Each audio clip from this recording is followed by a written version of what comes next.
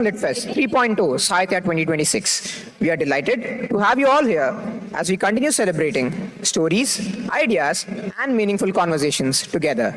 It is a privilege to introduce our first panel member, Dr. Kutti Revati, a poet, lyricist, filmmaker, activist, and trained Siddha doctor whose work has had a profound impact on contemporary Tamil literature.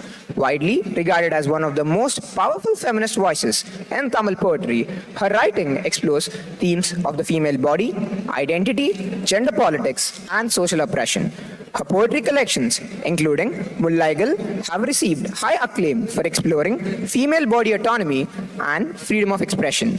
She is also the founder and editor of Panikudam, the first Tamil literary female magazine. She has written lyrics for the film Marian and has also directed films such as Siragu. She is also a recipient of the Faces of the Future Award for Literature from India Today.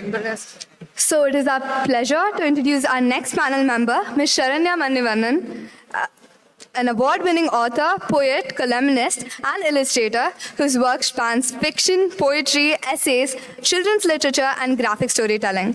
Her writing often reflects themes of diaspora identity, cultural memory, feminism, mythology, and spirituality. She is also widely known for her long-running column, Venus Flytrap, in the New Indian Express. Her notable works include the celebrated novel, The Queen of Jasmine Country, which reimagines the life of the Tamil poet Saint Andal through a contemporary feminist lens. Her poetry collections, including The Altar of the Only World and her graphic novel, Incantations Over Water, further showcase her ability to blend literature, mythology, and visual storytelling. Her work has received several honors, including the South Asia Ladli Award. I'm delighted to introduce the next panel member, Mr. Sajjan KM, a filmmaker known for his bold storytelling and distinctive voice in contemporary Indian cinema. He began his journey as a former associate of the renowned director Mani Ratnam and post-production head for the epic films Ponniyin Selvan 1 and Ponniyin Selvan 2. He first gained widespread attention through his impactful short films Lakshmi and Ma, and he later directed feature films such as Echarikai and Aira, and has also worked extensively on OTT platforms with projects including Navarasa, Blood Money, Burka, and Sulal, The Vortex Season 2. Known for his belief that cinema should not only entertain but also provoke thought and conversation, Mr. Sajjan's work consistently explores complex human experiences and social realities. So on to our final panel member, Ms. Srijani Mitra, a poet and a writer whose work gently illuminates the quiet spaces of human experience, the moments between what is spoken and what lingers in silence. Through her poetry, she reflects on themes of memory, longing, displacement, hope, nostalgia, queer community, and the deeply personal nature of remembrance, revealing the extraordinary within every day. Her work has been published in several respected literary platforms, including the English Journal of Sahitya Academy, Madras Courier, Nordokata Quarterly, and the London Reader. She has also been a featured speaker at the Mangalore Lit Fest and has conducted poetry workshops, inspiring and mentoring aspiring writers. It is my pleasure to introduce Mr. J. Sam Daniel Stalin, an award-winning senior television journalist and one of the most respected voices in Indian broadcast media.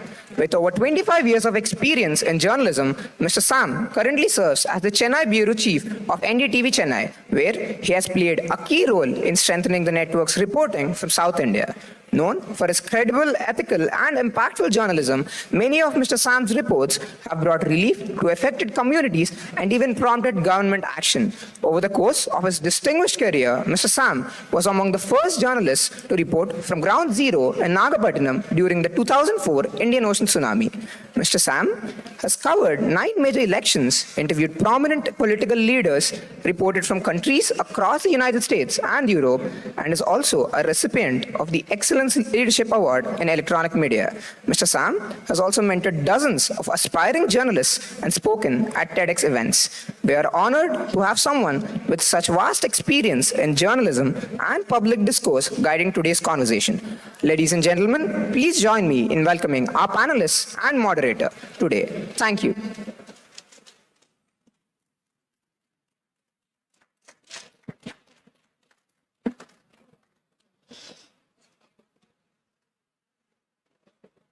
We good to go? Thank you very much for your kind words and a very warm welcome to my wonderful panelists. Thank you very much for your time.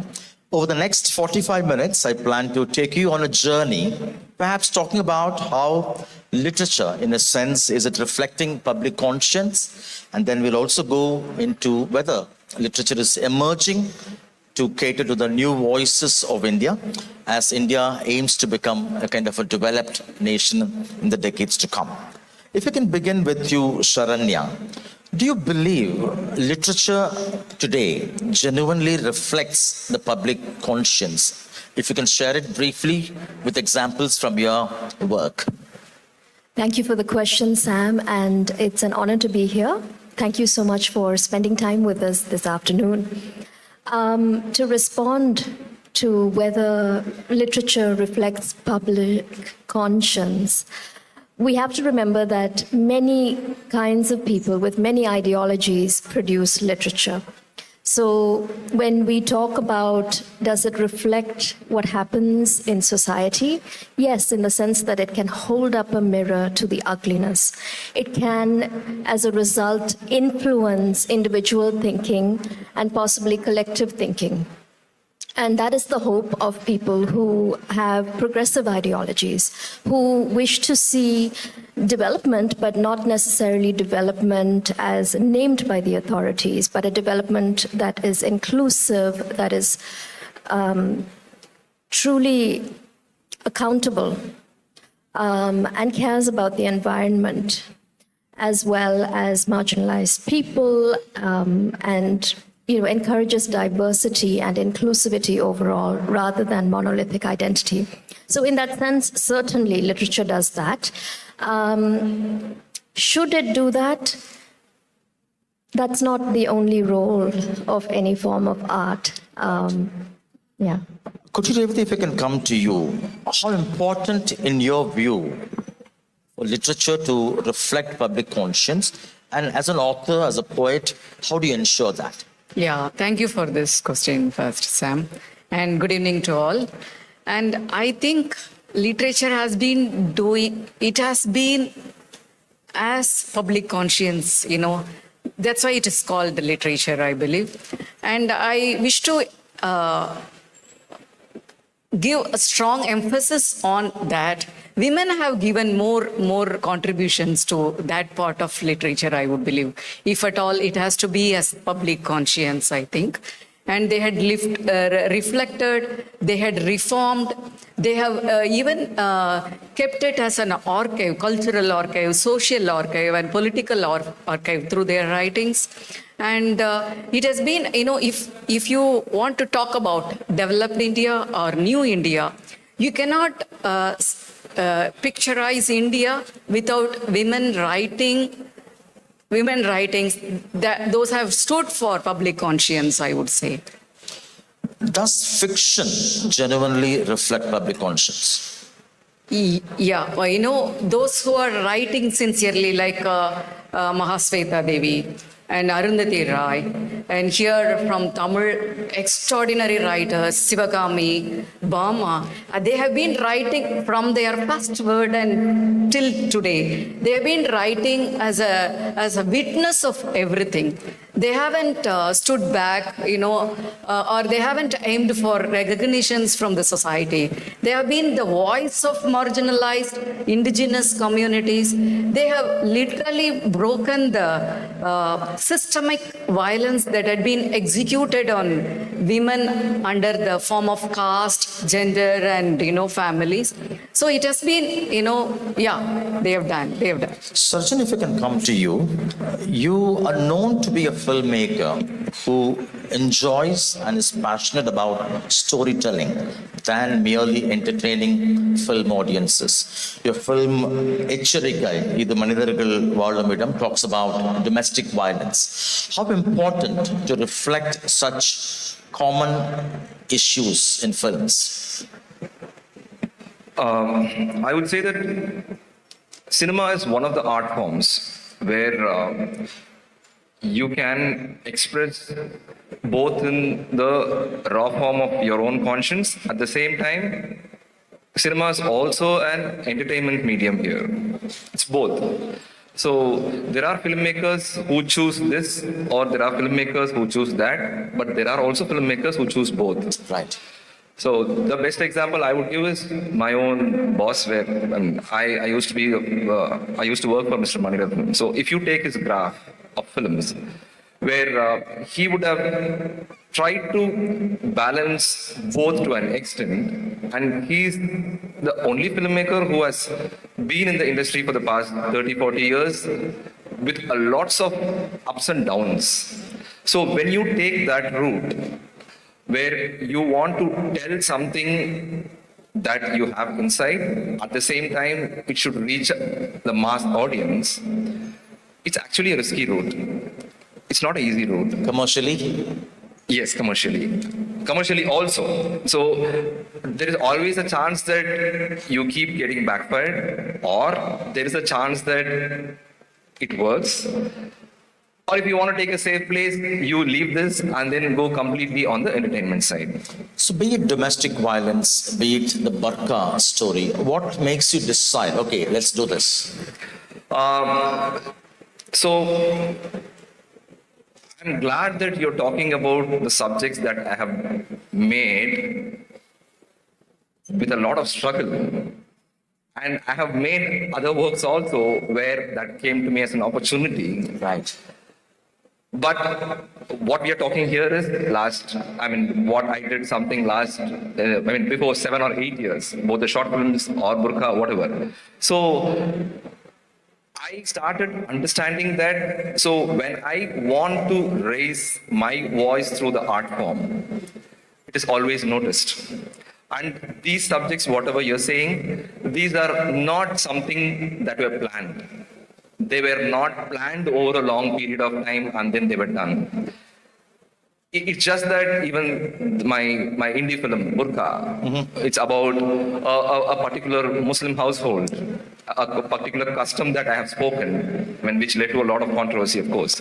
So that idea was something that came to me because it happened in my own house.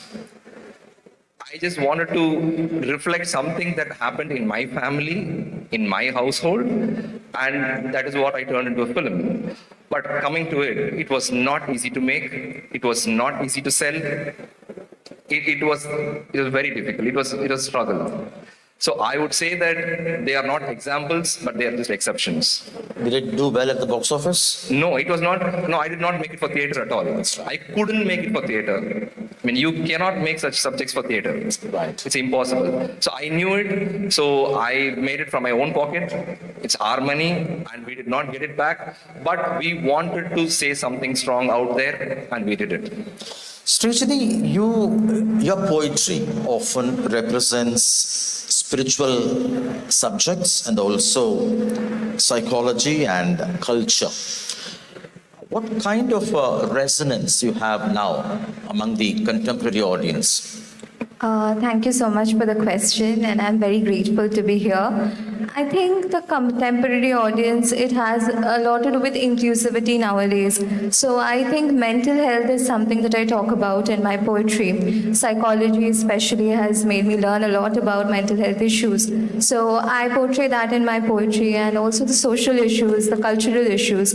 So all of that is there in my poetry. So that resonates with the audience because I talk about inclusivity, I talk about accessibility, I talk about the things that are concerns of many youth and many young adults, but they don't have the right to speak it up at that point of time in their family perhaps. So I talk from that particular perspective. So I think that resonates with the audience in a way, and especially I want to focus on psychological issues because this is a taboo in India even today. So that is something which I focus on in my writing, and that taboo is something I want to break. I want to tell people about what are the different mental health issues that are there, what are the concerns of people. You cannot tag someone as psychiatric, you cannot tag someone as mad. What is the idea behind that? So that would deeply resonate with the contemporary audience, I believe. Let's talk about spirituality, your poetry on this subject. How important in this era? I think it's important in this era to talk about spirituality because it has to do with the spirit and it shouldn't be something beyond the sensuality. It shouldn't be something which is beyond sensuality. It is within ourselves. It is around us. So I don't consider spirituality to be something very different, something very exotic. It is around us. It is within us. So realizing that the sensual can also be spiritual is something which I consider very important. So some people would tag spirituality as a particular phase where you have to be esoteric or you have to like be someone who is not erotic or who is not normal human. But in my writing, I focus on that very aspect of spirituality where all of us are humans and yet we talk of something which is spiritual. So it's about understanding the spirit, empathizing with ourselves. Could you, Revati,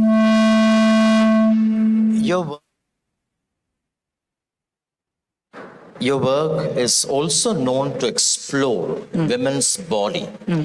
Your collection, your poem called Mulaigal, Press, that had touched a raw nerve, particularly the conservatives were quite up against you. Okay. Why do you think that is also an important form of literature? And what was your idea behind that? Okay. I began my writing journey from there, from breasts.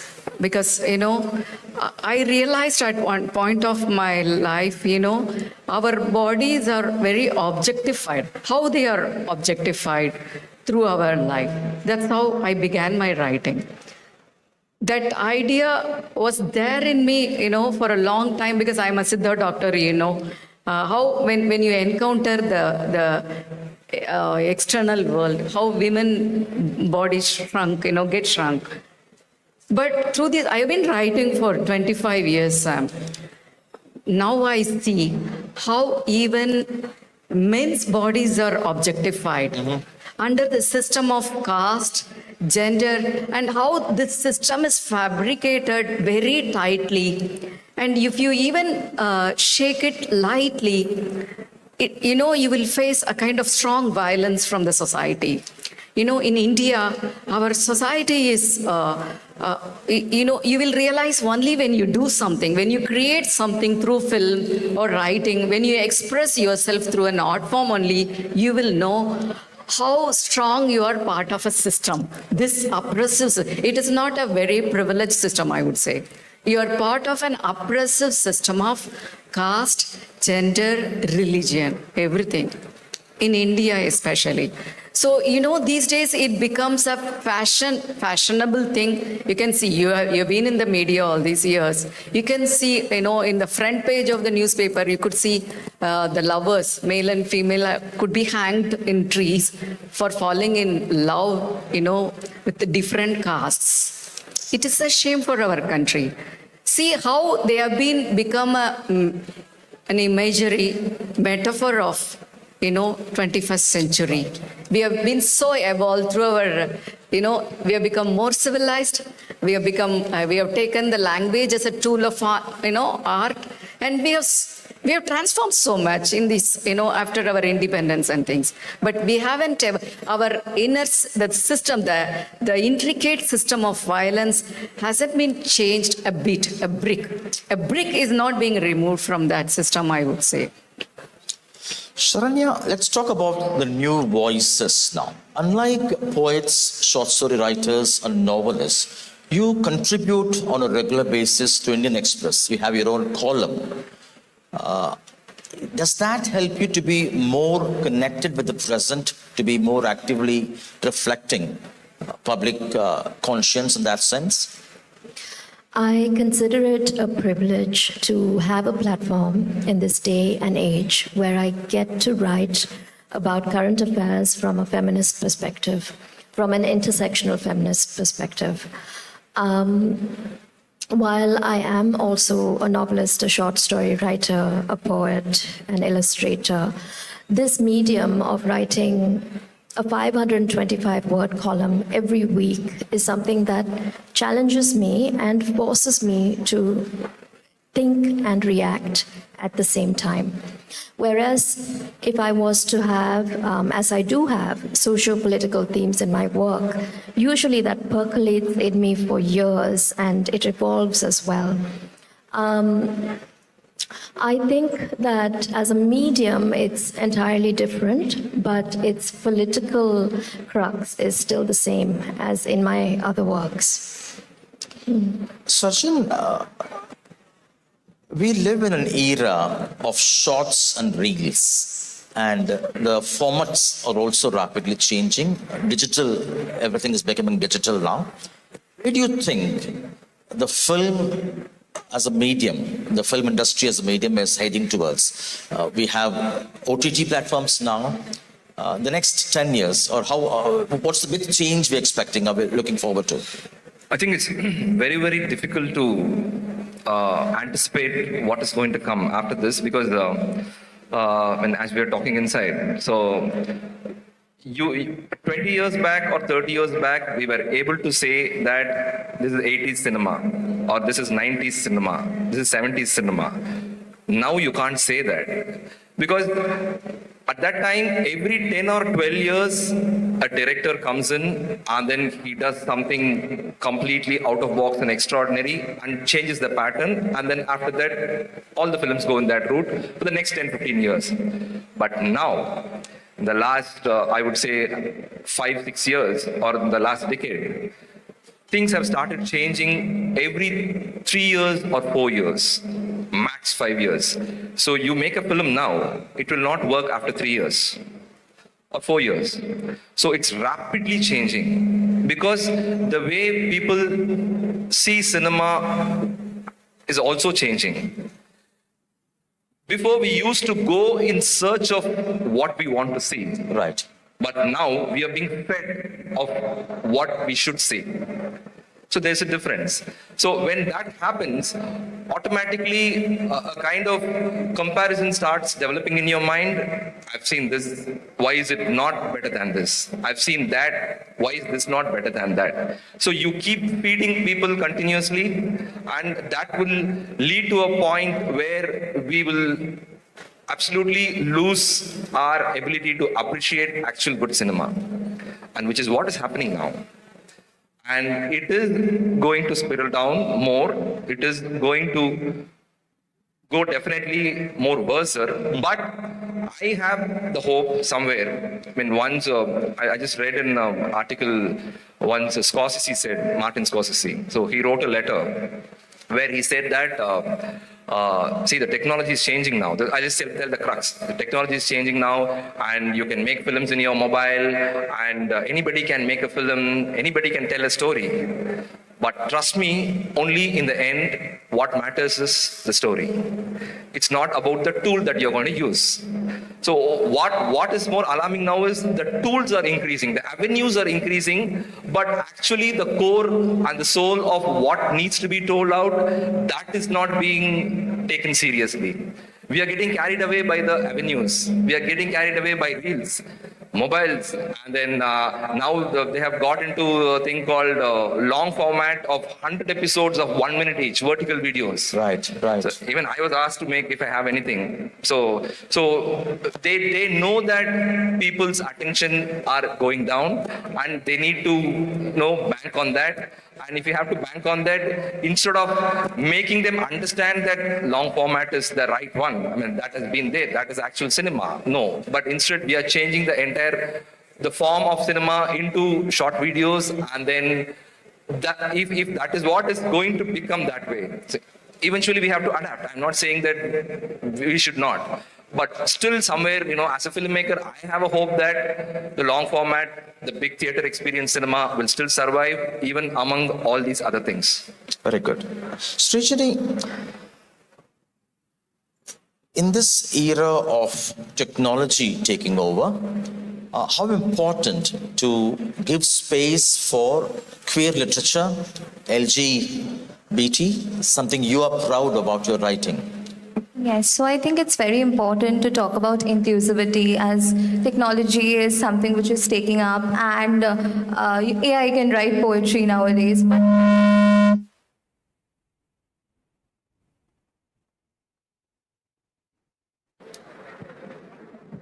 So about human authenticity, I think it's very important that the queer voices and the feminism is being focused upon. So that is something very important, that we include all the voices. And I am very proud of talking about the LGBTQ community, because I think that feminism is not separate from that. I am a feminist, and I want to talk about the different literatures, the different identities we have, the lived realities of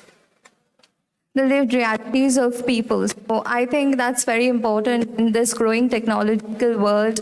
And we need to focus on authenticity. We need to focus on what we are empathizing with, what we are at the moment. So that is where my literature comes in. It's mostly about catharsis. It's also about the social issues and structures that define us. I'm going to ask all of you, there are so many young audience here. They love literature, but sometimes it takes a long time for them to understand the craft of transforming from an idea to give it a good shape, to make it a poem, a short story, a novel, or a short film, or a film. So from your experience, can you give them some tips very briefly, if they could follow that to give shape to their creative literary ideas? I think for poetry, it's mostly about the image, the thought, and the emotion. It is about catharsis. It's also about keeping the restraint in you. It is about being vulnerable, but at the same time, it's also about knowing where to keep the pause. So it's mostly about your catharsis. Should they keep writing?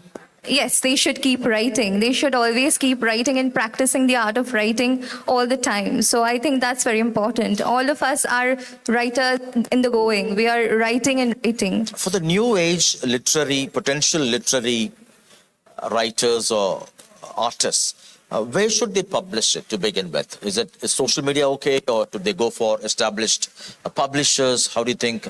What will be a recommendation? It depends on them. It's starting out from social media, perhaps, and then researching a lot about if they want their work to be really published. It's about researching on the different platforms that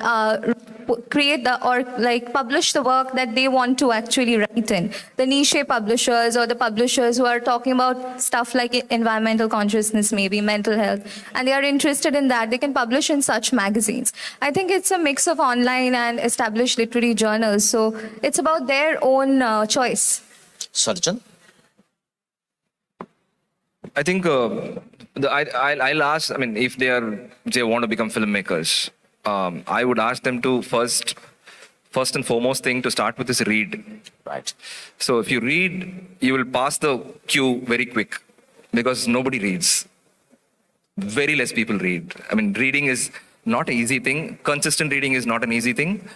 But I would say that there are two sides for filmmaking for the youngsters.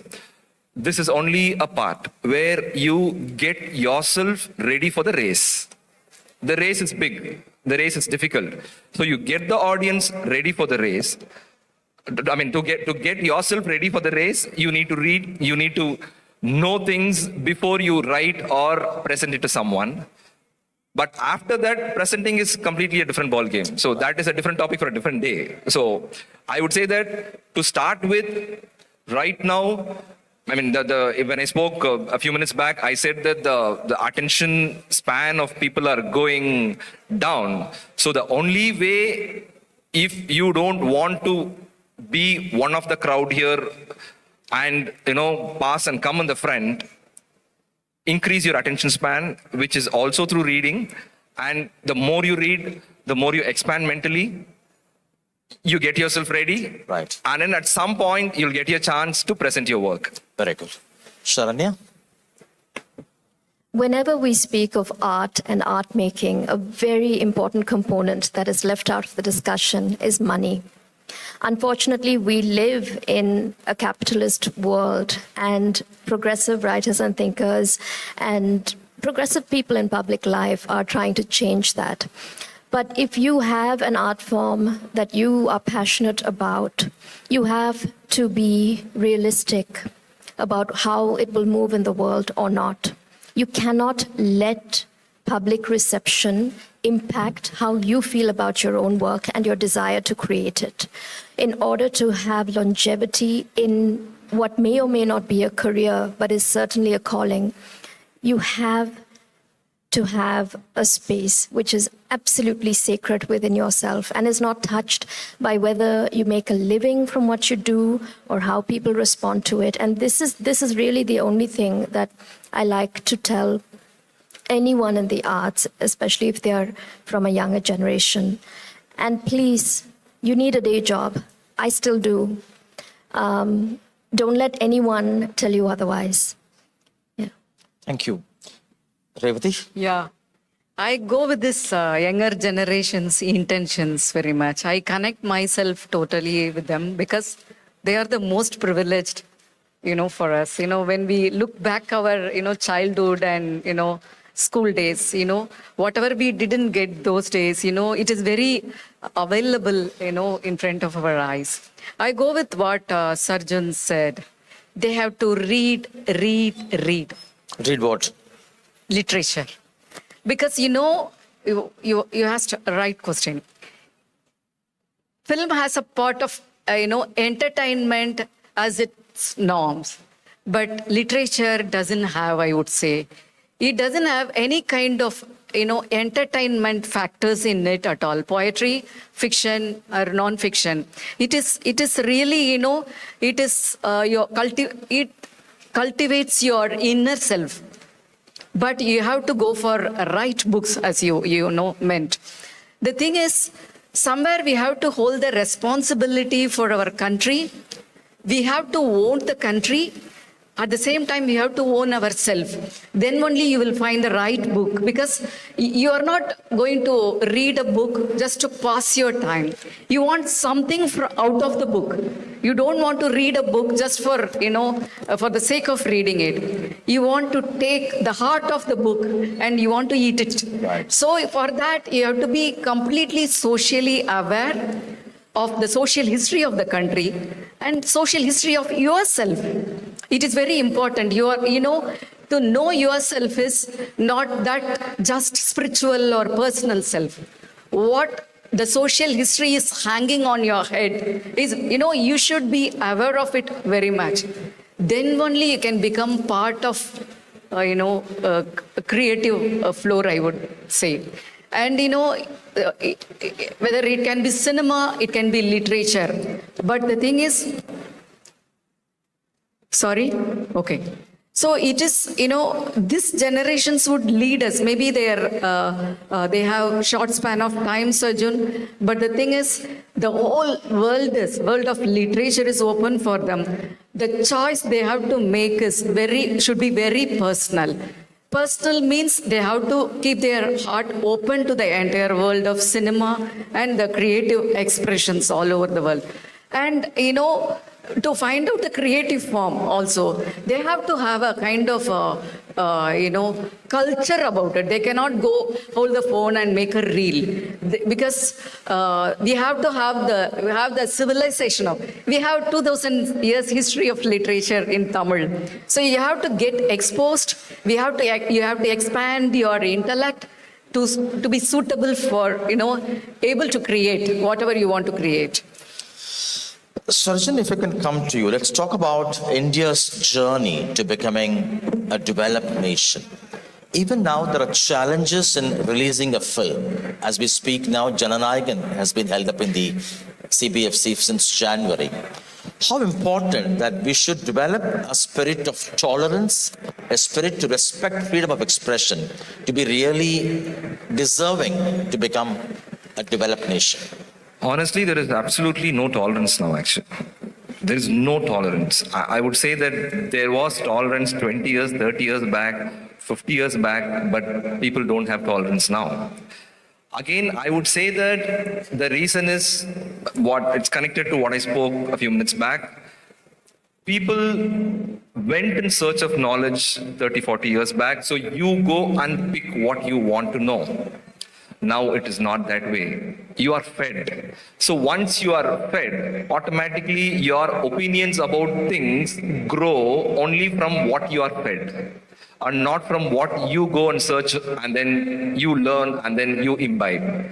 So when that happens, you automatically get into the group of people and you get influenced by the people with the ideas that is followed or taken by a majority of people rather than where you form your own inside.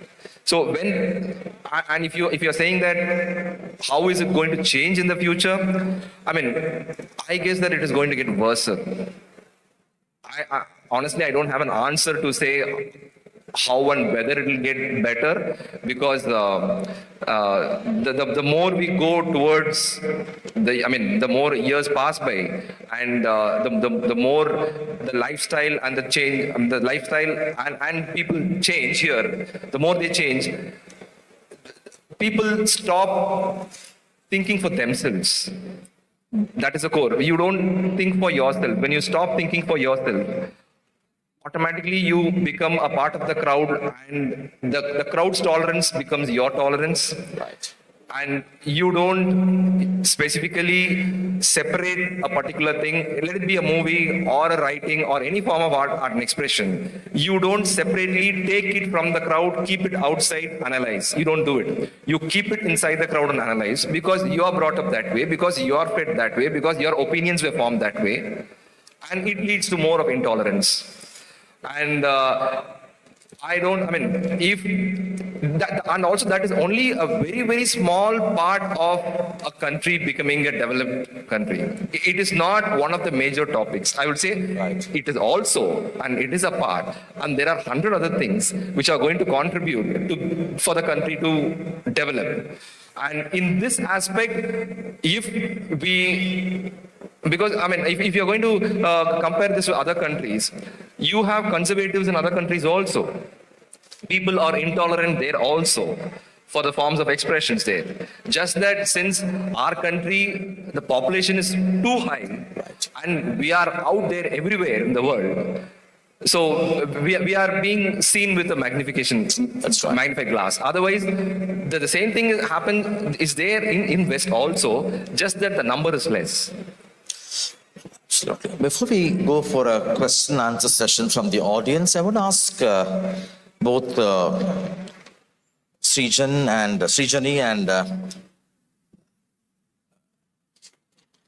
Saranya, in the journey towards India becoming a developed nation, what kind of changes ought to be done on the ground to make literature thrive? So I think that in order to make literature thrive, the changes are supporting the creatives. I think that is something which is really important. So supporting the creatives is so important. There are not as many creative grants or as many creative opportunities in India as there are outside. And many Indians do not know of the grants which are there in the foreign places. So they must know from the local spaces. So India should give very identity to the creatives and the respect that the creatives deserve. So that way I think the nation would develop in its creativity as well. So giving respect to creatives and giving respect to the poets and understanding poetry not as a niche field, or also respecting them is a way that India could really develop the creative space. Thank you. Sharanya? I'll just add to what Srijani said. In order to have more platforms, more funding, and many other kinds of support for the arts, an understanding of the importance of the arts, and acceptance that dissent is necessary in democracy has to be there. And that idea, that philosophy, unfortunately, is shrinking in our society. And as my co-panelist Sharjan said, that is because of opinions being fed and us not thinking them through and accepting them as our own.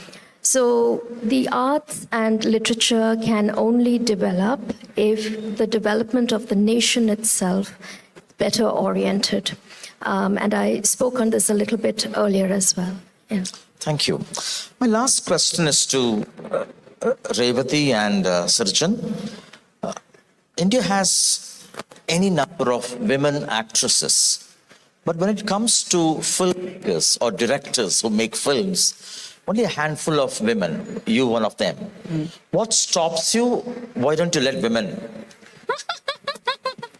Nothing stops me, I would say. You know, when you started creating, when you started your journey as a creative, person when you started your journey. It is not stoppable. You cannot stop the journey. But in cinema, the whole thing is like, as I said, it is very structured. And it doesn't allow women even to write poetry, fiction, and whatnot. Then the cinema is going to be another kind of domain. But I would say it doesn't stop me. Women have to create their own endeavors, I think. They try to always fit themselves into the boxes of men who have created. It's so patriarchal. It may look cliche, but it is so patriarchal everywhere. Even when you attempt literature or when you try to create something, then you try to adapt into the forms already existing. I think as a woman, as a different gender, I have to be for humanity. I cannot think about a war. What stops many women from taking up filmmaking, mainstream filmmaking? It is you need strenuous effort of reaching out to the forefront. Women are in every other space. Yeah, but it's not, here you have to work with a mass of talents. You can be, you want to say something? You can be talented. You can be a great director, but you have to know how to be able to work with other 24 departments of the talent. Industry not letting you, or it's an inhibition from the women themselves? No, let us not say the industry stops. I don't want to go with that because I have seen what it is as a director. I think you have 100 stories in you to tell. Then nobody is going to stop you.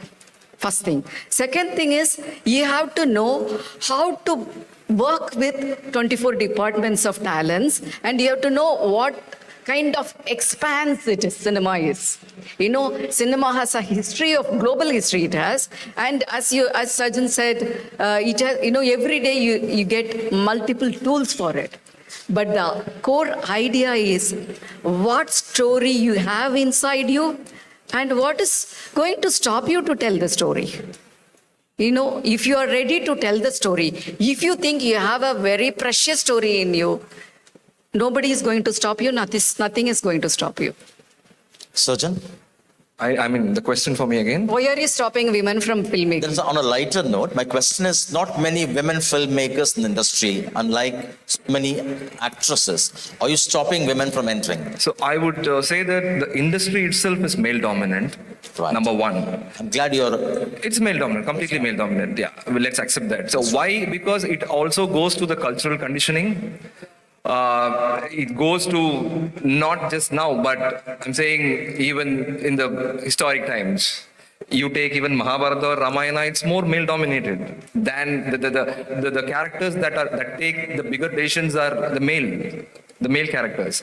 And so that is what has come throughout until now. I mean, even when you tell a story to a small baby, how do you say? You say that oru urlo raja irna. You don't say oru urlo rani irna aramikka mattom. So it also comes from the cultural conditioning. And when cinema was first when I'm saying 1920s, 30s, when it started emerging, the same conditioning came through here, and it led to the main people who run the business are male members.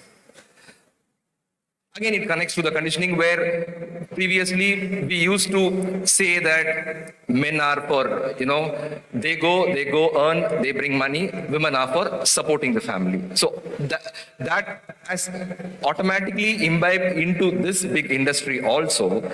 And it makes definitely a very difficult process for women to become filmmakers here. It is not easy. If 10 male members are trying to become a director, 50 female members have to try to attain the same number. What kind of a different set of movies can women make if they... No, but I'm glad that now things have started changing. Yes. Definitely. I mean, you have some really brilliant filmmakers, women filmmakers here. I mean, I don't even like saying women filmmakers, it's filmmakers, but yeah. But let you say, Sarjan, because we want to say different things on screen. Because we won't be saying the same things what men have been telling all these times. We have different ideas. No, but when it comes to telling stories, again, it comes into the same box of mainstream business. Yes, I have 100 ideas to make, but I can make only when I put in my money. Going and convincing a director, first of all, going and getting an appointment from a producer, and then convincing a producer about a story where we both align, and then they decide to put in money. So that is a very long struggle. It's not an easy thing. And if you're very sure that I'm going to tell stories only from my heart, then you have to be ready for the battle. It's not easy. That's right. So you are going to be, you will go through a lot of ups and downs, hundreds of rejections, and if you are going to if you're still stronger, at some point you will be able to make, or you'll never be able to make. The filmmaker who made Parashakti, Surarai Putru, what's the name? Sudha Gongara. Sudha. Any other names you can think of? Zoya Akhtar. Right. Please allow me to say something here with what Sarjan said. Let us not say it all the time like this, patriarchal, male dominant. It's very stereotypical, I think. We have been matriarchal, and we have created in our poetry, number of women poets from Avaya. We can quote from, from anywhere, from our literature and cinema. But the thing is, we have to be ready for our self-expressive modes, I would say. It can be you tell we have to get ready for the battle. We have to get ready for fitting ourselves into this, male dominant structures and all. Leave it away, because we cannot come up with the same kind of reasons again and again. I enjoy my journey. It is going to be tough for even Sarjun. So whatever what you're saying is that nothing stops women from becoming film. Yeah, let us not go with the same norms like it is patriarchal, male dominant. Let us let us transform it, because he has come up with many truths now. That's right. He has voiced out. Last question to Sharanya.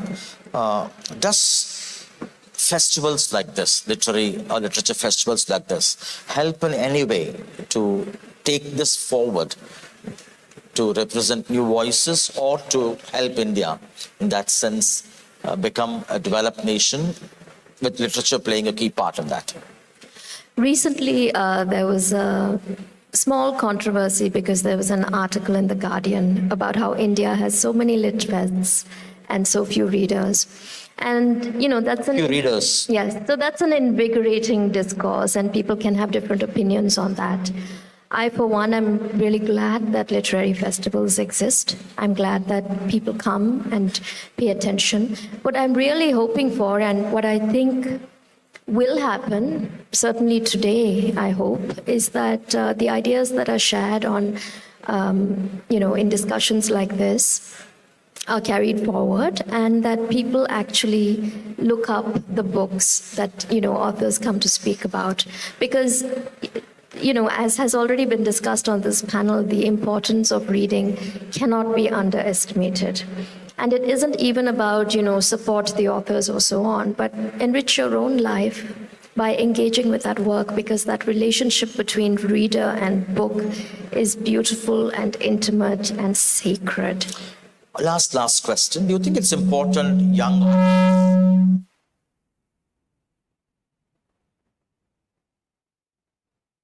Do you think it's important for young audience, students, to spend on a regular basis to buy books every month? We spend for OTT, we spend money for entertainment channels, food.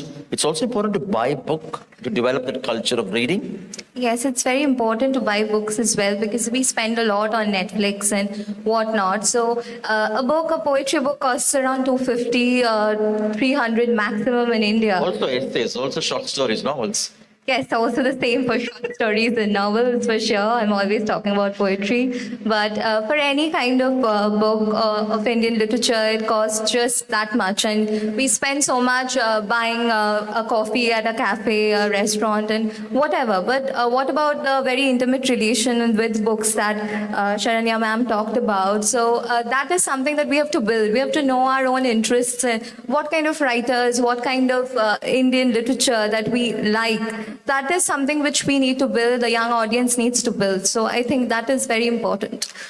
I think thank you very much. We can open the floor for our students and faculty to ask questions if they have any to any of the panelists. Thank you. Yeah. Maybe somebody can pass the mic to them. How are we doing on time?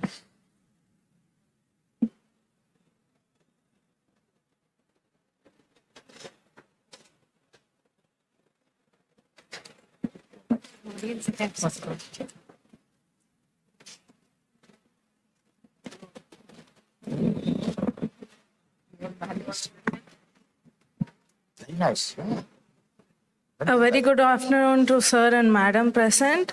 I'm Swaroop, and my question is that is AI a boon or bane? Is it building our creativity, or is it reducing or taking away our creativity in literature? Do you want any one particular person to answer? Anybody? Anybody, yeah. AI a boon or a bane? You know, it's a boon, I think, because I have been exploiting it hugely. It's your intention. What do you want to have out of it? That's it. I think literature is, we are going to reverse the entire journey, I think. We are going to go back to books. I'm very optimistic about it. DI and whatnot, let it come. But the passion, it is a different thing, I think. Literature is totally out of all the structure, you know. That's what I believe. We cannot compare literature with all these DA, TV, OTT and things. Literature is very personal. It only empowers yourself. Thank you for the question. Thank you, ma'am. What about Srijani, ma'am? What do you think about it, ma'am? Like, can we use it in poetry, and can it be useful for making poetry? I think poetry is very intimate, so poetry is not something that AI can really make, because for poetry, I think authenticity is very important. It can give you ideas. It can produce certain ideas about what you want to write about. It can polish your writing, but it cannot bring out the catharsis or the emotions that you have. So I feel that poetic intelligence, or I would say that poetic creativity is something that comes from within you. It's about what you write. It's about what is very close to you. It's not what AI can do, perhaps. Thank you so much, ma'am. Thank you sir. for your question. Any other questions?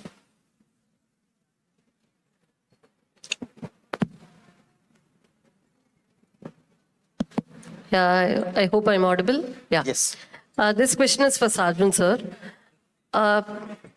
Avalapaditan, probably 30 years ago, and Bad Girl last year. What is the comparison? Where do you see feminism? Sorry, I'm shifting back to feminism because that's my forte as well. Where do you see feminism evolving in the upcoming years? What is your contribution towards it? You said it's a male-dominated society. Are you men, sir asked, are you men trying to change it at all? Sorry, I didn't hear you. What is Okay. it? Last point? Okay. Is there a contribution, conscious contribution from the male filmmakers?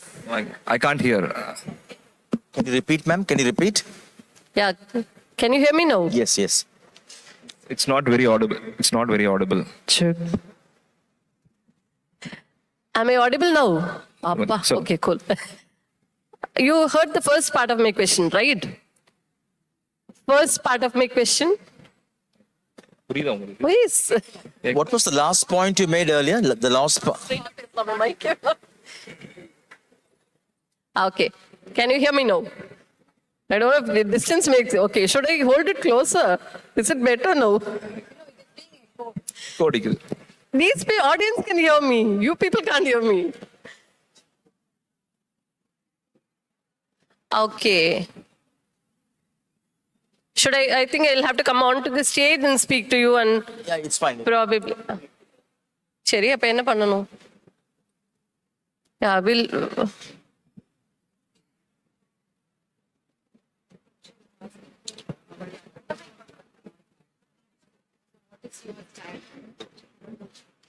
Okay.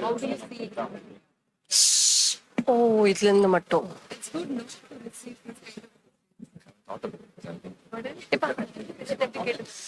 Say, they won't be soft like the moderator.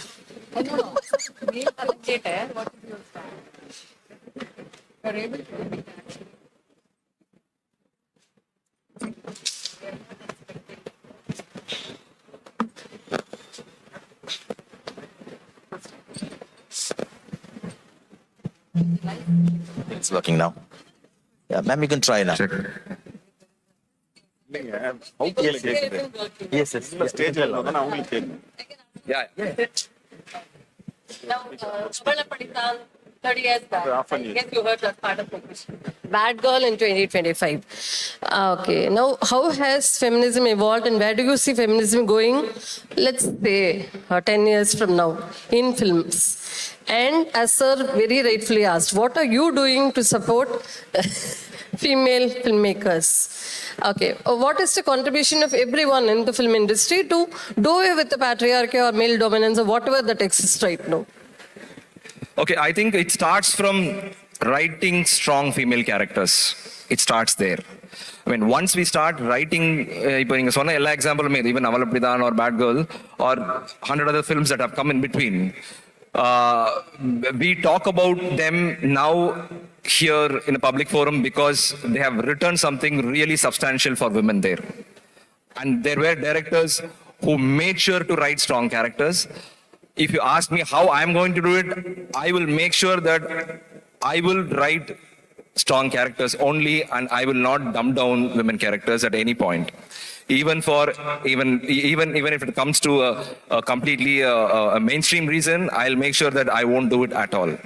So, and apart from that, I make sure that in my team I have equal number of men and women as my assistants. Always I do, and I make sure that I have a very safe environment for them where they can come forward and do what they want. They ask questions, they participate. I make sure that there is no bias for the male assistants or the female. So it is also a part of the ecosystem, because when it comes to industry as such, every film is a small pocket where inside both men and women are working for a particular project. So if we start there, and if the directors take efforts to write strong women characters, I think we don't even have to address this question of feminism going forward. Any other questions? Hello. Yeah, Sir, go could you ahead. hear Yes. me? No, I don't think so. Yeah, go ahead. Sir, I would like to go with one last question. Could you hear me? Yes. Yeah. This question is all about writing poems, right? And I would like to know whether the true creativity in poetry, does it come from, does it come from discipline and craft, or from spontaneity and emotional impulse? Can you just personally tell me how you navigate the balance of these? The thing about spontaneity is that only within discipline can it actually come out. If you aren't committed to your craft, if you don't carve out the time, the space, the energy for that to happen, you simply will not be able to pin down the emotion that is flowing from within you. This is one of those aspects that really determines whether a person remains passionate about any kind of creation. The world isn't designed for dreamers. It's not designed for people who only want to make art.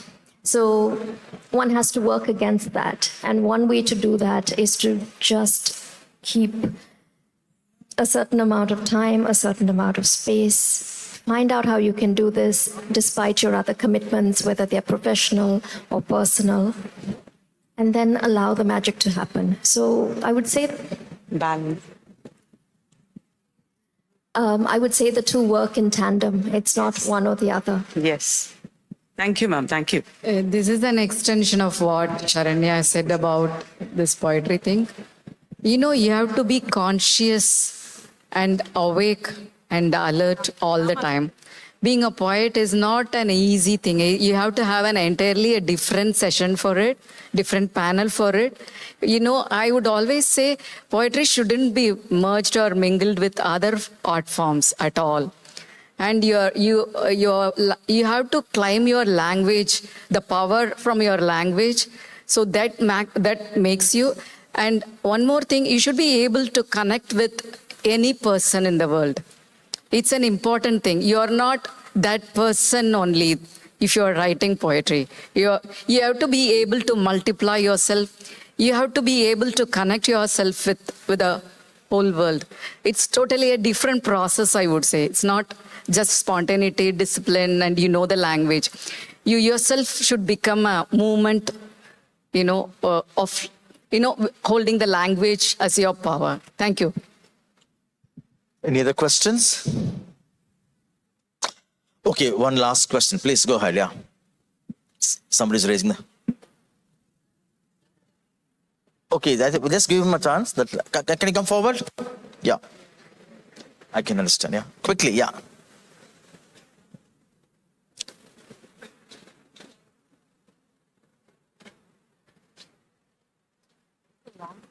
I think, yeah. I don't know. He's gone. More than an hour. Can I go up and ask them? Yes. My question is that as writers, directors, filmmakers, poets, journalists, you have a lot of say in like what society and a lot of influence on what society does. But you're not the only people. Other writers and directors and other film artists, they also have a reverse way. They try to hold these things. How do you combat these things and put a society forward and like keep it in, and the people who are keeping it in clutch? Like how do you like find ways to put society forward than like constantly like holding to other people's agendas and all?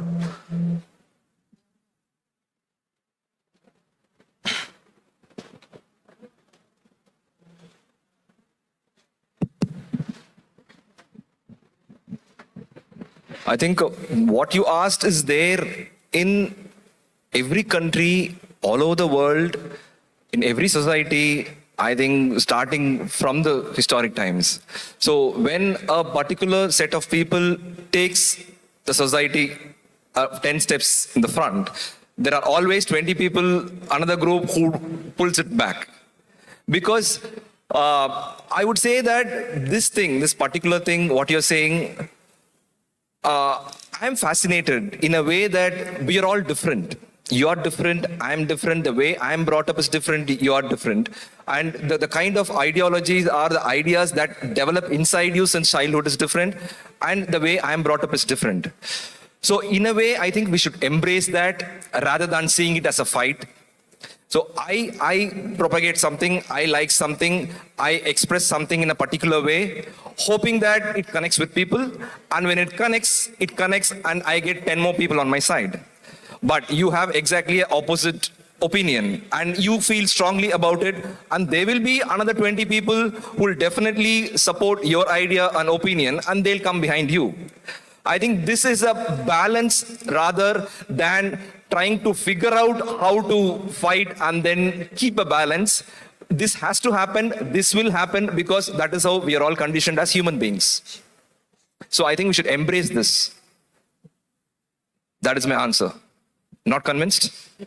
Kind of. Kind of. Like you guys emphasized on the freedom of expression nowadays being extremely limited. You are unable to like get your ideas forward, and also I was, in that sense also I forgot to put that in my question as well. That the freedom of expression is limited. How can you convey your ideas better against this already clushed up environment? No, but I would say, you see the good side of it. 20 years back, you did not have Twitter. You did not have Instagram, where anybody can go and put your opinion out there, expression out there. Correct. So you are talking about freedom of expression. That is the next step. But at least now that we have got avenues to say out what we feel inside, which was not there 20 years back, 30 years back. You need to write to a magazine, or you need to go and sit in an interview for a television to say what you want. But now anybody, anywhere can say what they want. Correct. Ma'am, you want to add anything? Yeah. So, I agree, and I also have something to add.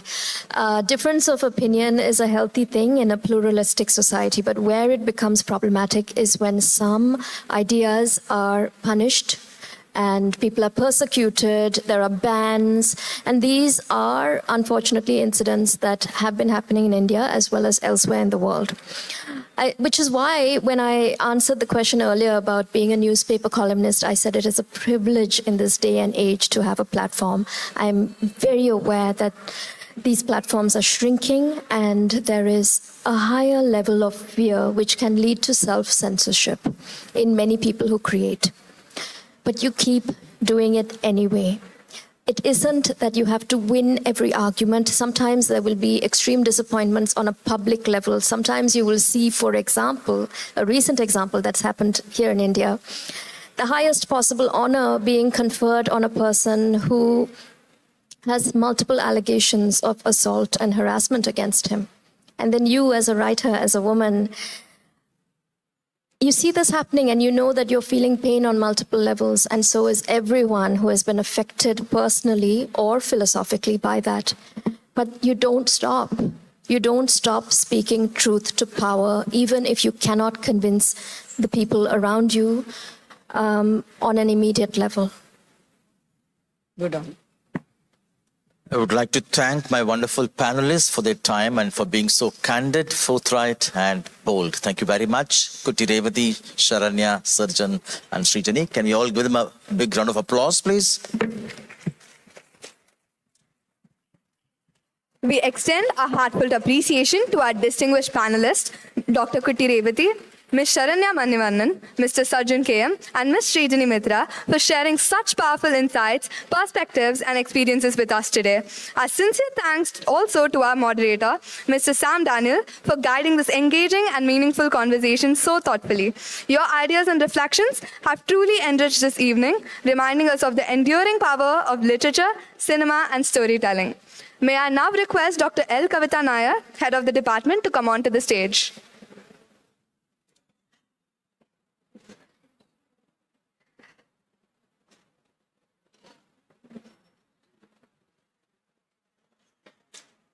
I now request Dr. L. Kavita Nair to felicitate Mr. J. Sam Daniel Stalin.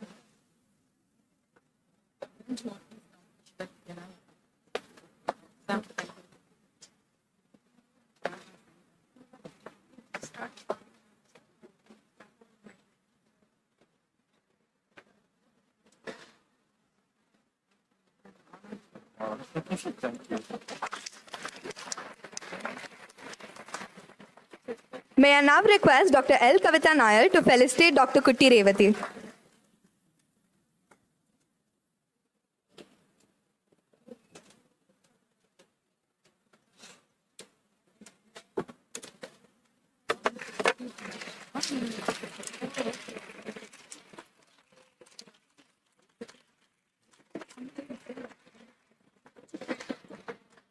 I now request Dr. L. Kavita Nair to felicitate Ms. Sharanya Manivannan.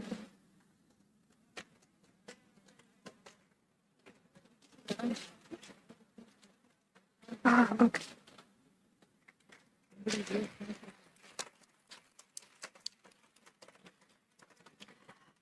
I now request Kavita ma'am to felicitate Mr. Sarjan KM.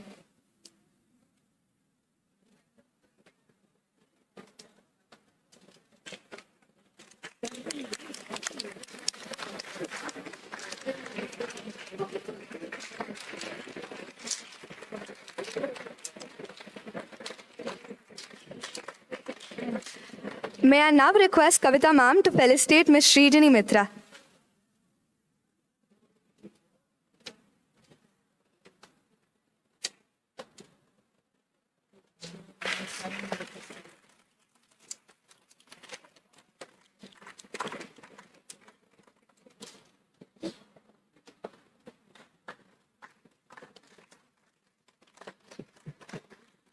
Thank you so much. Now we cordially request our dignitaries to take the front row in the audience to experience the next spectacular cultural performance.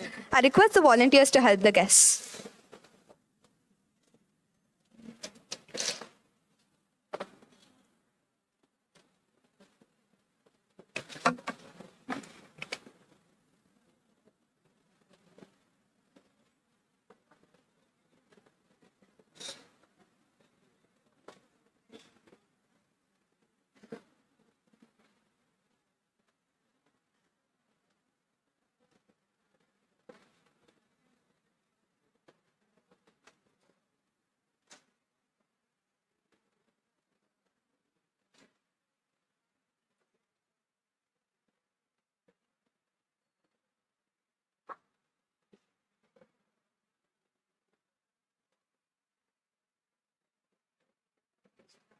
May I request some of the Zephyr volunteers to come on to the stage?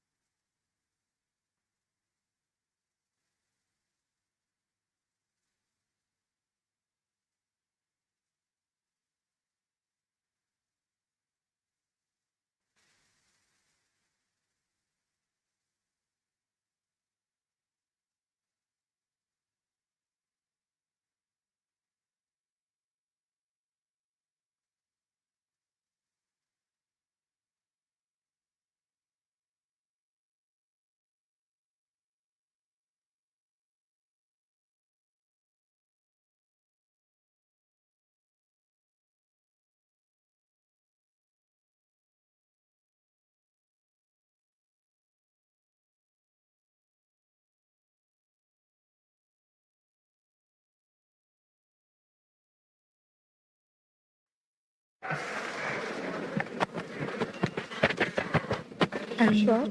Paka. Okay. Literature. Literature. Oh, yeah. Hello. It's okay. Are we starting?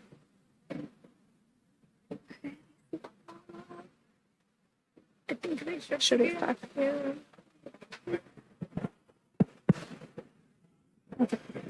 Literature has given us countless unforgettable characters, heroes, dreamers, lovers, and tragic souls who have stayed with us long after the final page. Many of them were brought to life by the legendary playwright William Shakespeare, whose stories have traveled across centuries, cultures, and generations.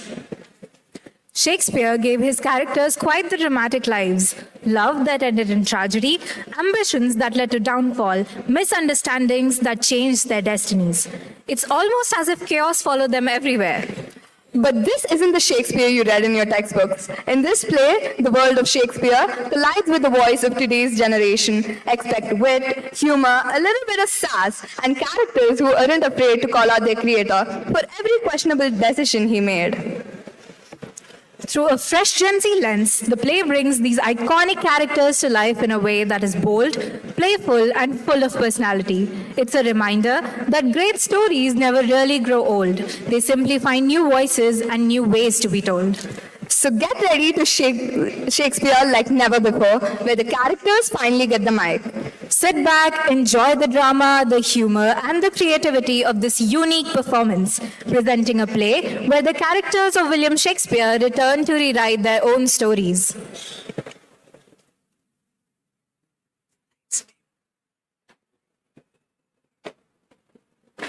All the best. Let's try.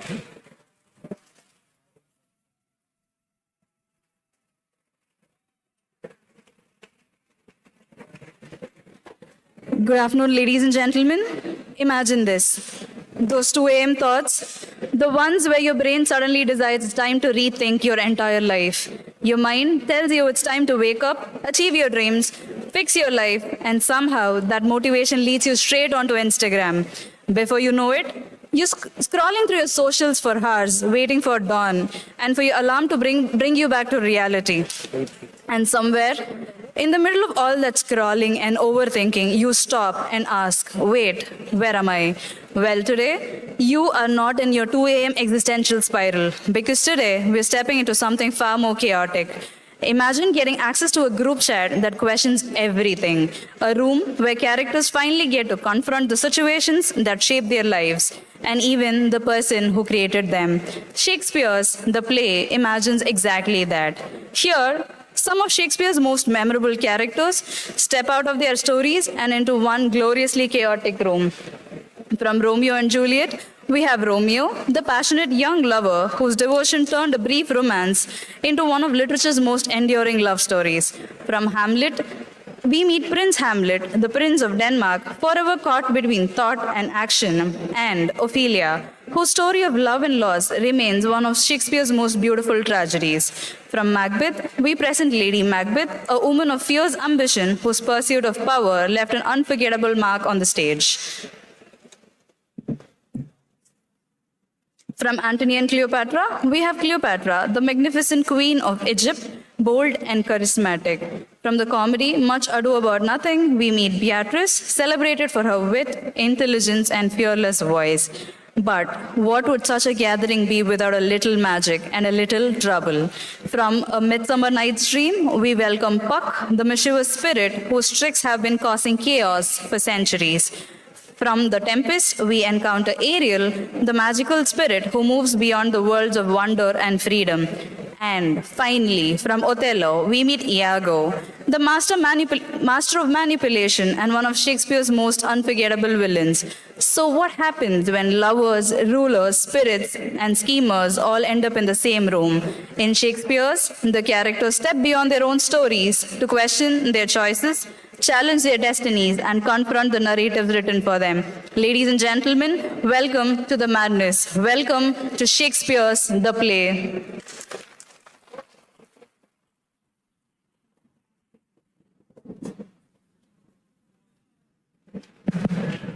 OMG, these people, the stage, the lights.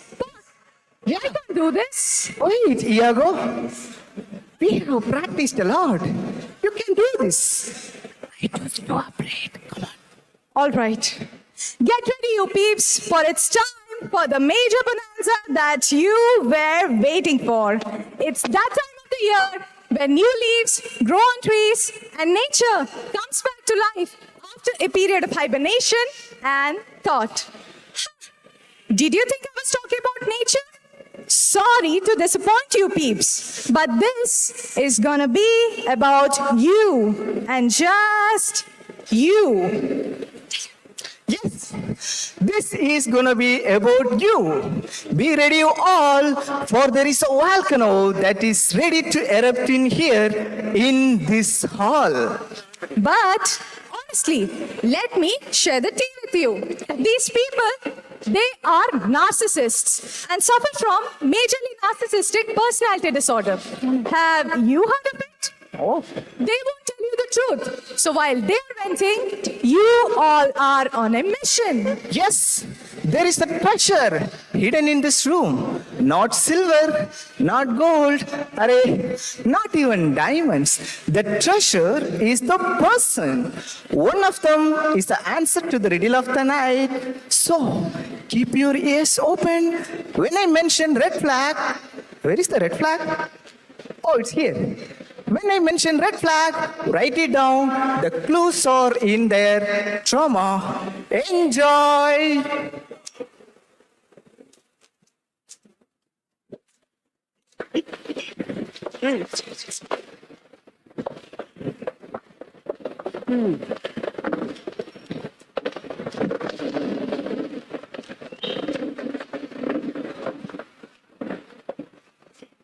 Oh my God.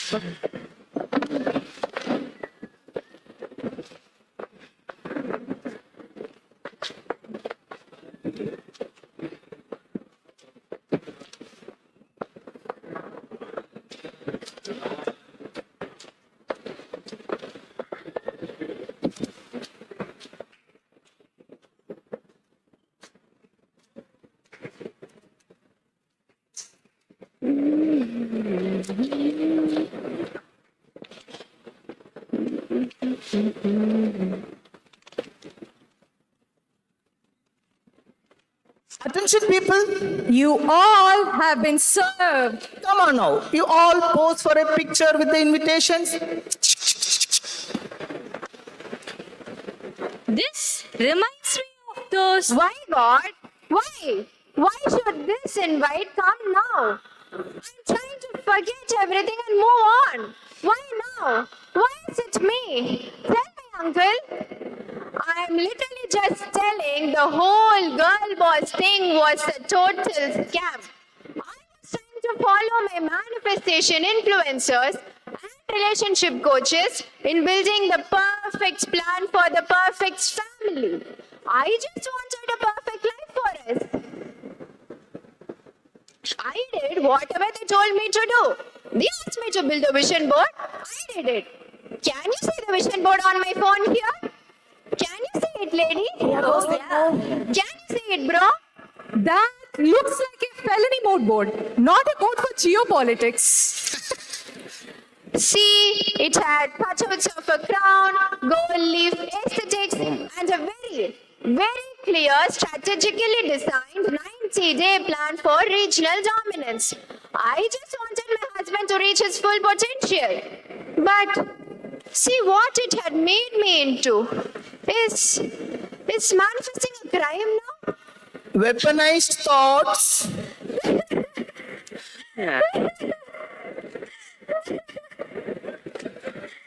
Oh, lady, calm down a bit. At least your husband liked you. Look at me. I'm just an endless romantic. I see a girl at a party. Already a danger. And I also ignore the fact that our families are in a mess. And yet, guess what? I was instantly smitten by her and proposed her within 2 hours. So that we met on Friday for the first time ever and got married the next day, the very next day. It's Saturday. But the best thing of all is that we were dead by Thursday. Ooh, efficiency it is. My anxious attachment style is literally a biohazard. I don't need a balcony. Do you know what I need? What? A restraining order for myself, from myself for being a hopeless romantic. Confused romantic. You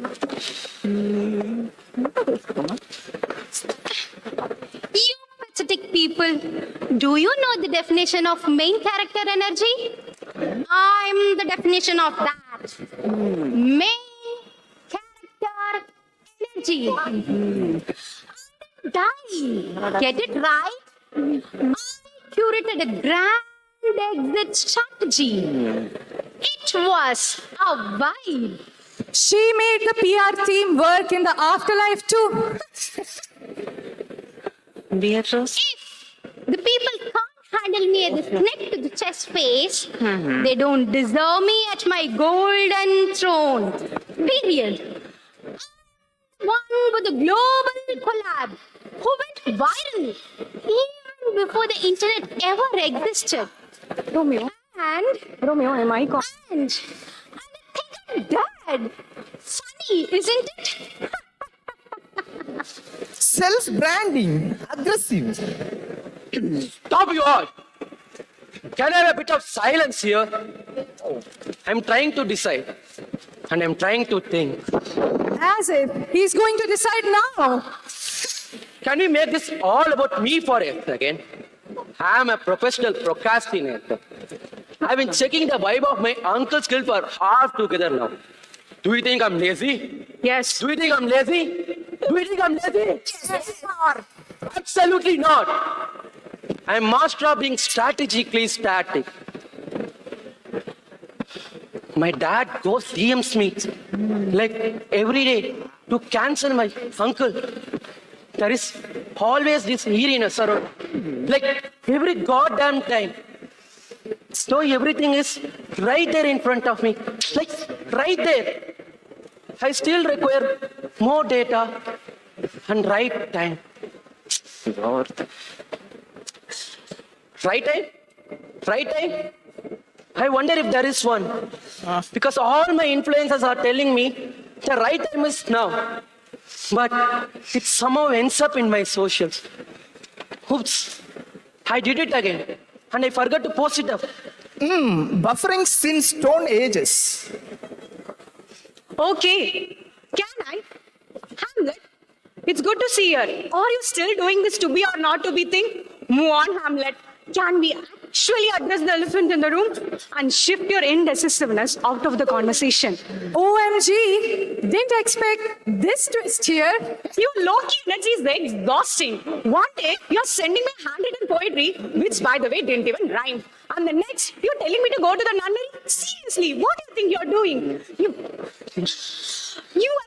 You're ghosting me and gaslighting me for ages and made me feel like a Delulu one while you're out there talking to the furnitures and the curtains. I thought you are the one, but you used me like a used cardigan, but I'm called mad for being in love. Oh, such a beauty. And what a sad sight to see Hamlet and his decisions. The air of delusion here makes me puke.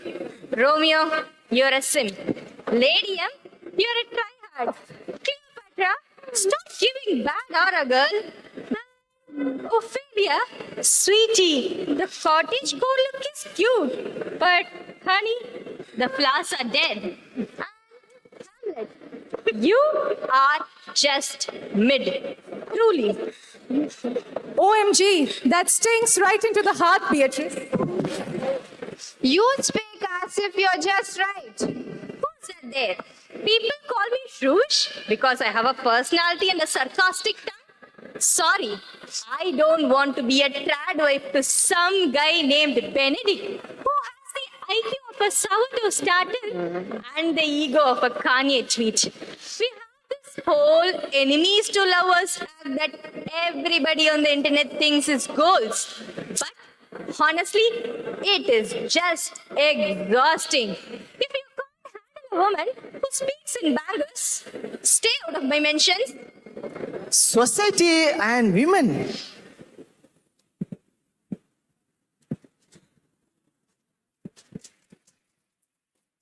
That was seriously a banquet. Yes. Can you believe this?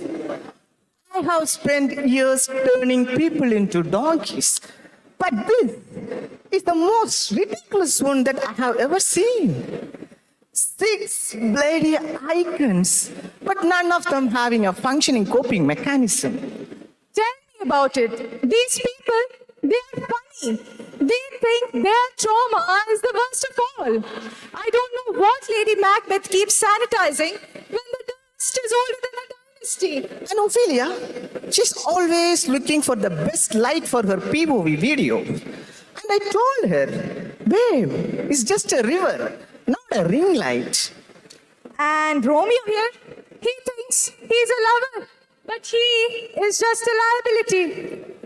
Petra, she always being like, let them eat cake. What about Hamlet, Park?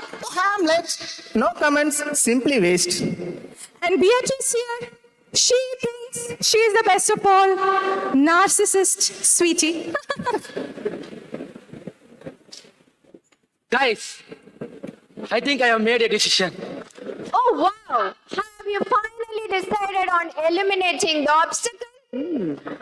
I wouldn't believe a word of it. I still require right movement. What's the decision about? Let's all go to Anne's place. Absolutely. She just makes the best cookies in the world. We all go there and feast. Cookies? Seriously? That boy is still a teenager. Be quiet. Let us also go to Anne's place and see what is in store for these faint hearts. Okay, let's go. Later, Mama. Go.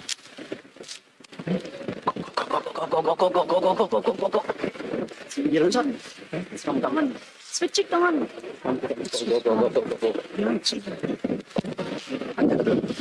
There, excellent.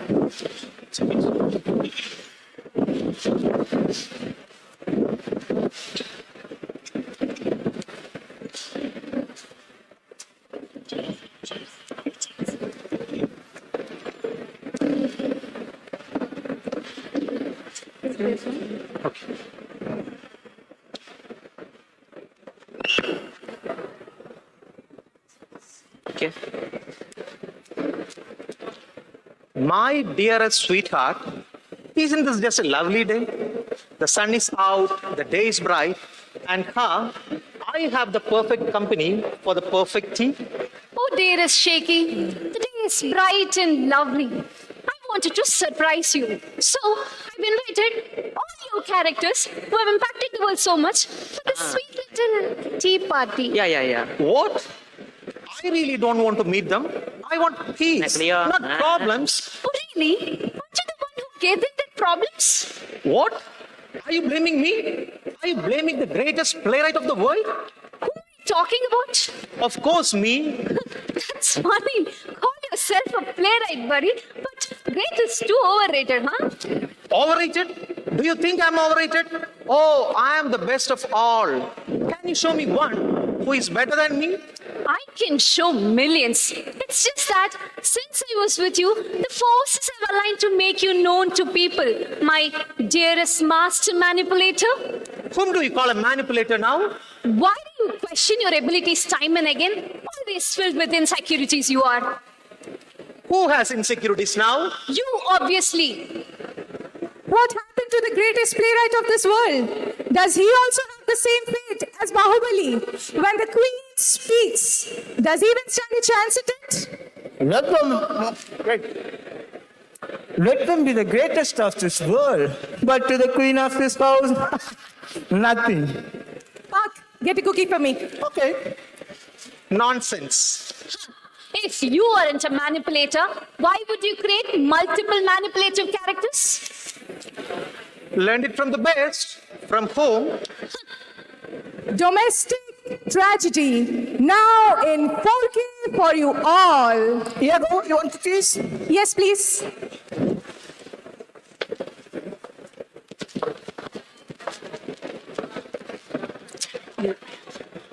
Go from here.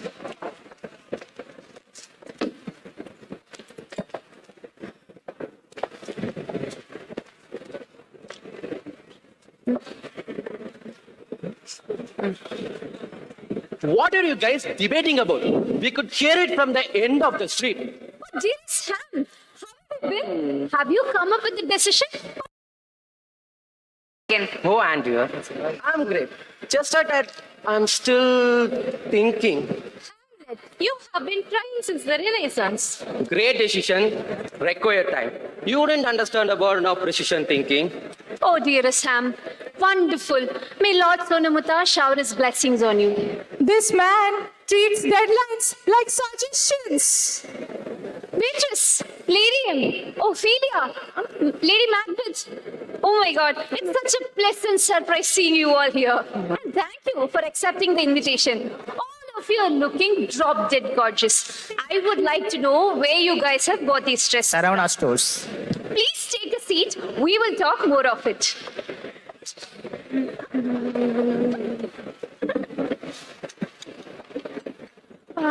Hey, Romeo, when did you come out of the grave? Are you joking? When did you die in the first place? Didn't you just ask me to act dead?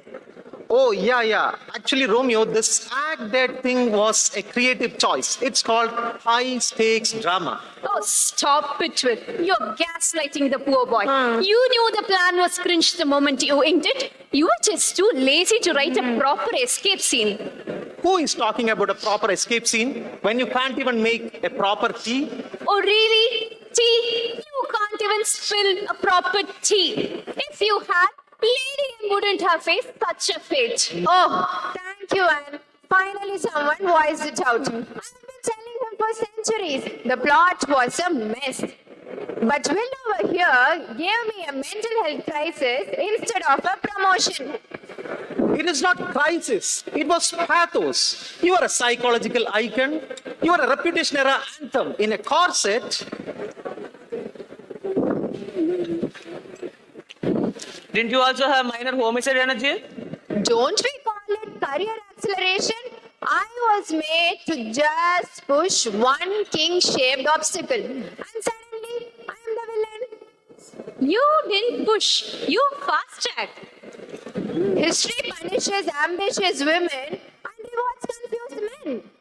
It sounds like someone I know. It's obviously you, Harriet. Can we literally stop the shouting? It's ruining the evening. And, honey, the invitations are tea, not trauma. But since we are here, Will, we need to talk. You made me look like I was delulu over a guy. I'm a queen. I ate and I left no crumbs. But you made the crumbs look like a social experiment gone wrong just to satisfy the tragic tag on the plate. Don't you complain, Queen. It was dramatically efficient. Didn't you weaponize beauty in aesthetics? Presentation is power. Finally, a woman who understands branding. Empires fall, it's inevitable. But the story and the looks must remain flawless. Slaying, as always. I just wanted to be mindful and demure, but Will over here made me a Fate of Ophelia song that never ends. Whatever, Will uncle, was a spa date too expensive for the budget? It was high poetic symbolism, Ophelia dear. Be honest with her, Shaky. It was a budget theater, Ophelia. This man saw water and got inspired. Whatever. Next time, I need a wellness package, uncle. To be fair, tragic endings are dramatically efficient, Ophelia. So is ghosting, Hamlet. And we still call it bad behavior. The budget was fine, Ophelia. It's Will's ego that's the problem. He can't handle a woman who doesn't need a lover to feel valid. Here, delivering verbal bangers in every scene. And what does this guy do? He still tries to pair me with Benedict. That guy is a walking red flag with the risk of a wet cabbage. Will, you couldn't let me be single and thriving, could you? It is romantic resolution, Beatrice, not personal persecution. Well, if you call that romance, I'm so sorry to say that your standards are so low. Be careful, Shaky. She's not wrong. She's just well-worded, unlike you. Unlike me? I gave you one of the wittiest love stories in literature. You gave me a man-child and called it character development. Why? Why are you making me the anti-hero? I gave you all voices. Without me, you would all just be background actors in a history book. See, Shaky, your characters are reading you for filth. They call you the plot holes you try to cover up with fancy metaphors. You're not a creator. You're just a guy who spent too much time in London avoiding his laundry and his wife. Yeah, next. Next. You gave them misbranding, no? You gave me misbranding. You gave me water and water release. You gave me chronic overthinking. You gave me catastrophic timing. You gave me insomnia. You gave me, he gave me something about 400 years. Yes, you gave me 400 years of unpaid internship. But now, give these cookies. Get one for me. You gave yourself lot of unnecessary confidence. All right. Enough tea and sympathy. Since Will thinks he's so iconic, let's see if he can handle a little reality check. Oh, and dear, we have a play to get ready to. Catch you later. Bye. Bye.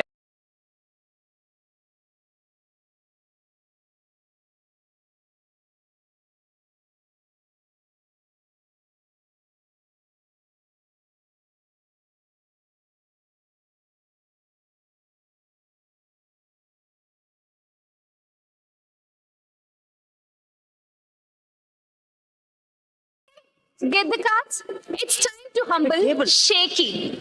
And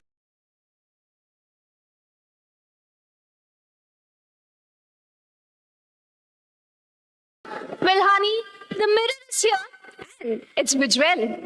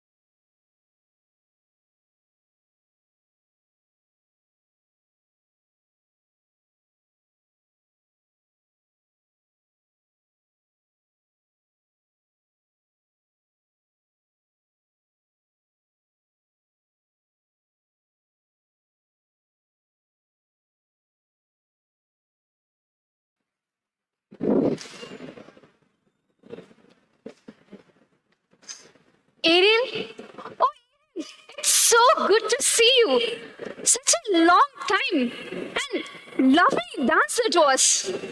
And you are the best. You always welcome me with the beautiful smile of yours.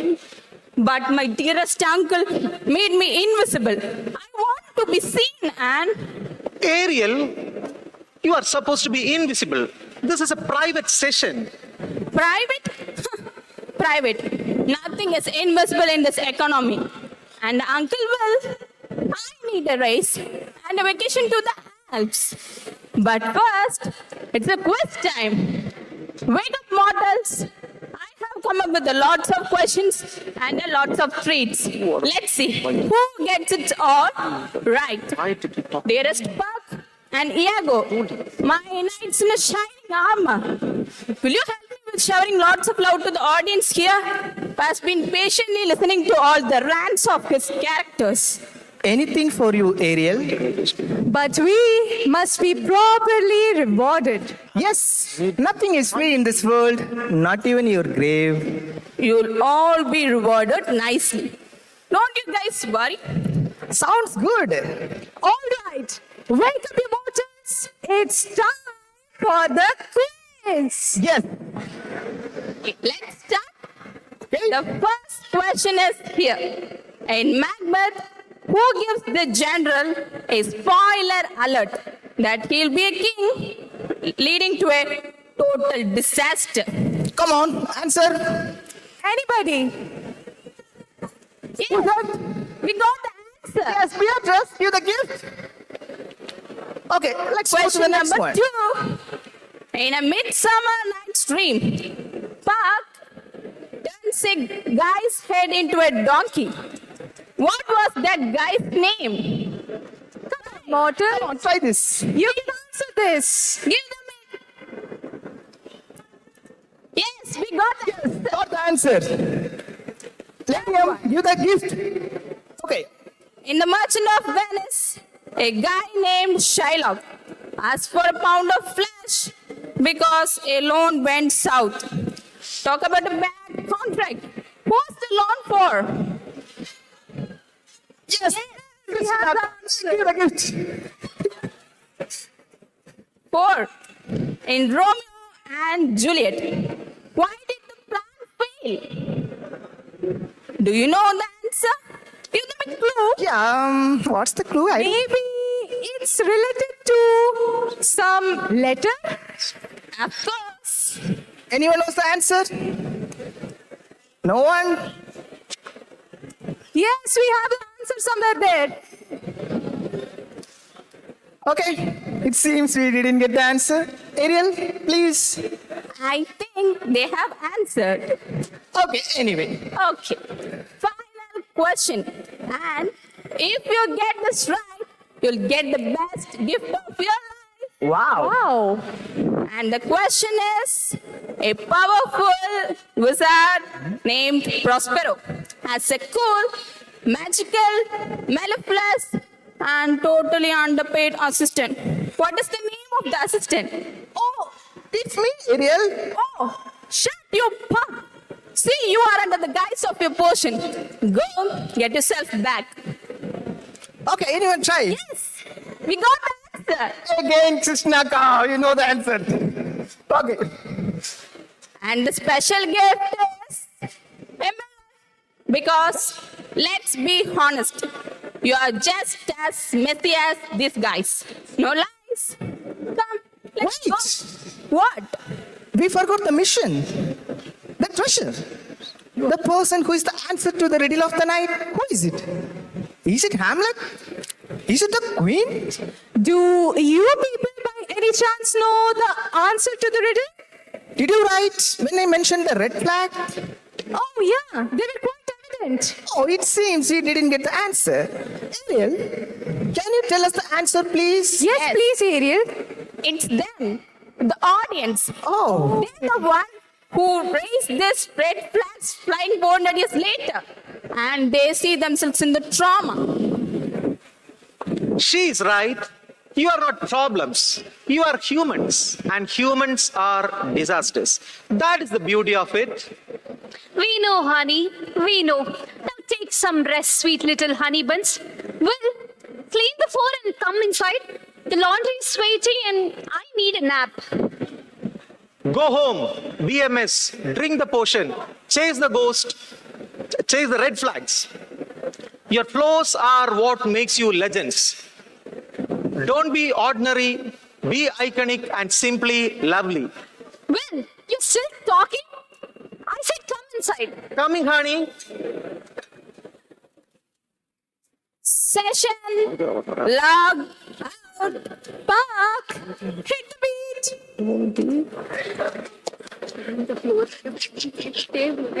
No, it was there. I already managed. No, that don't, it was not, don't be ordinary.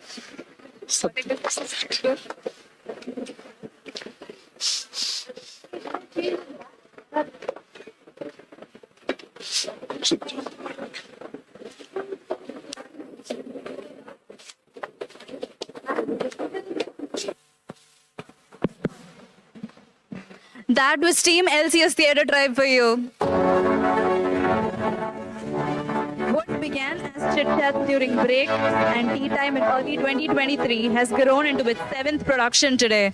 Powered by the Department of Language, Culture and Society and under the aegis of Dr. L. Kavita Nair, the LCS Theatre Tribe has grown leaps and bounds. We're extremely grateful for the supportive hands of the Department of Language, Culture and Society, SRMIST.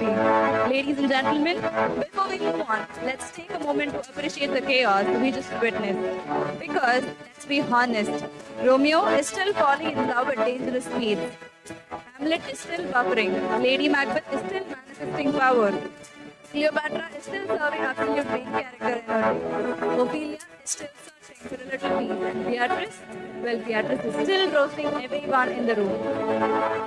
That is the magic of theatre. These characters were written more than 400 years ago, and yet their love, ambition, confusion, heartbreak, and chaos still feel familiar. And today, they came alive because of the incredible team behind Shakespeare's The Play. So let's hear it out for a wonderful cast. Iago, played by Meenakshi Samantha. Can we have a big round of applause, please? Puck, played by Daniel.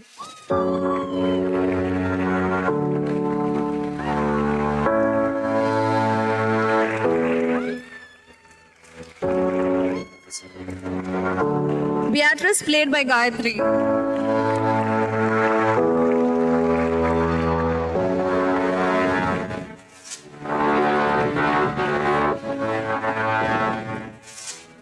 Lady Macbeth, played by Chandana.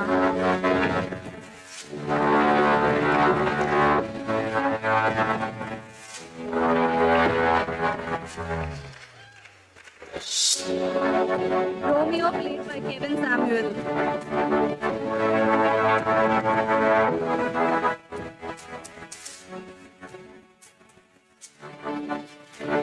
Cleopatra, played by Arul Arasi.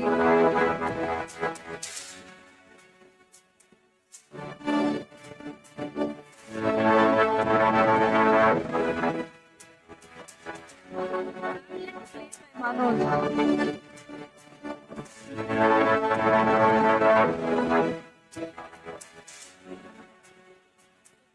Played by Mulumati.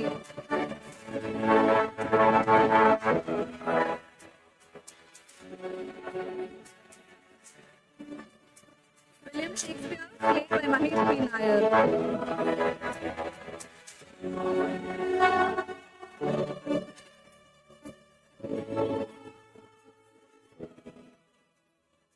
Shakespeare, played by Dhanalakshmi.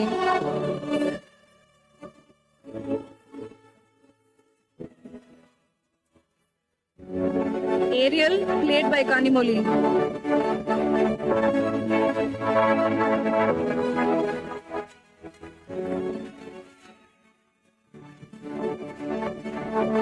My heartfelt thanks to Devanna and Gopianna for their timely support. My sincere gratitude to the brilliant technical crew, Mr. Benlin Anand, Mr. Jenlin, Miss Carolyn Kathy, Mr. Karthikeyan, Miss Pooja for being with us and ensure everything ran smoothly. On behalf of the entire cast and crew, I thank you once again for being such a fantastic audience today. I am Pooja R. Sri Venkatesan, the script writer and director of Shakespeare's The Play, and it has been a privilege to bring these legendary characters together on this stage. We hope you enjoyed the chaos as much as we enjoyed creating it. Have a wonderful evening.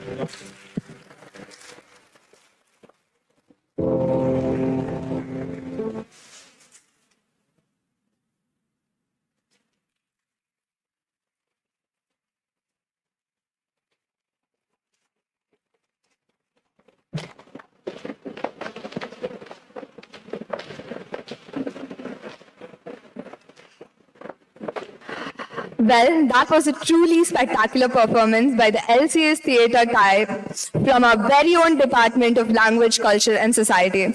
We extend our heartfelt appreciation to the talented team. It was truly an imaginative and brilliantly executed performance inspired by the timeless works of William Shakespeare. Your creativity, dedication and vibrant energy reminded us that while all the world may be a stage, it is passionate performers like you who truly bring it to life. Thank you. Now we request Mr. Karthikeyan and Ms. Pooja to take over.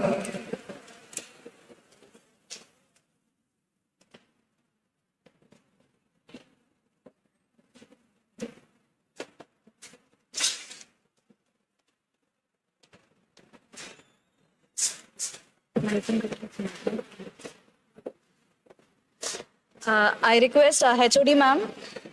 I request our HOD ma'am and the dignitaries to please come onto the stage for a picture, and the Sahitya coordinators with the drama team.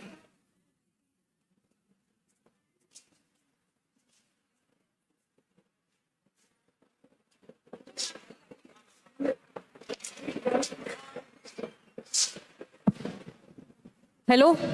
Children, all the prize winners of Sahitya, Lit Fest and Matrabhasha Divas.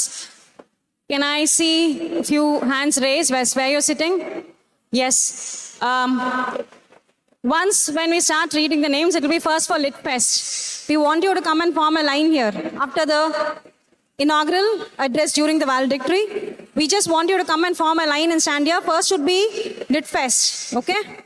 And then that will be followed by Matrabhasha Divas. So when you do that, we'll finish the prize distribution as early as possible. So we request your cooperation on this. Is that clear, children? For those of you who raise your hand, first it would be Lit Fest, followed by that as the Matrabhasha Divas winners. Okay? Thank you, children.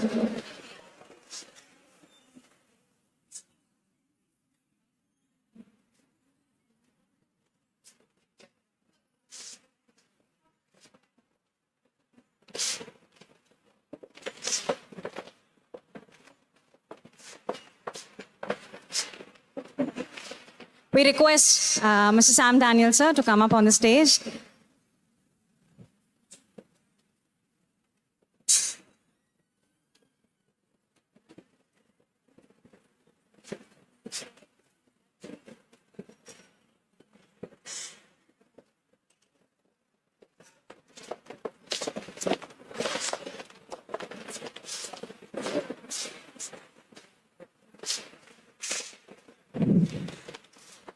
We request Arjun, sir, to come up on the stage.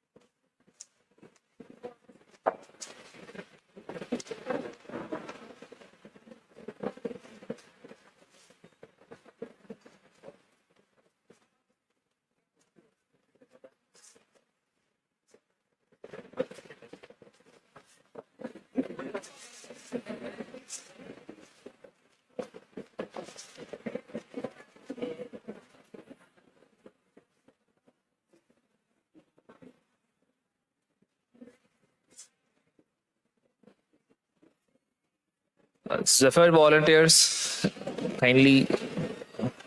Zephyr volunteers, can you please come to the stage? Zephyr volunteers.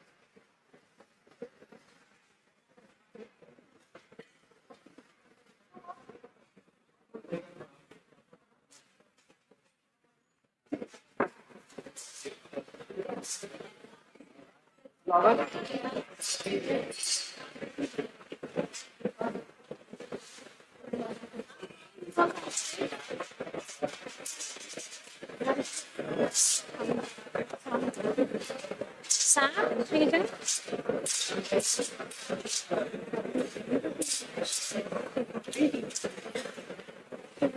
One more check. One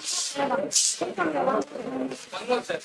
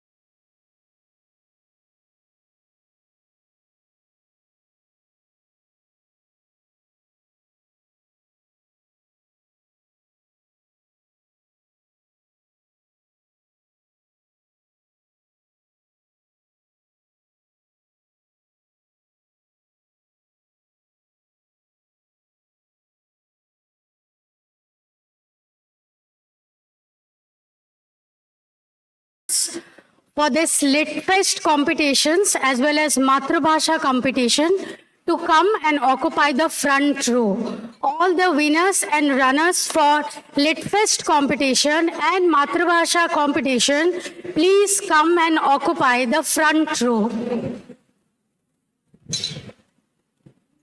Thank you.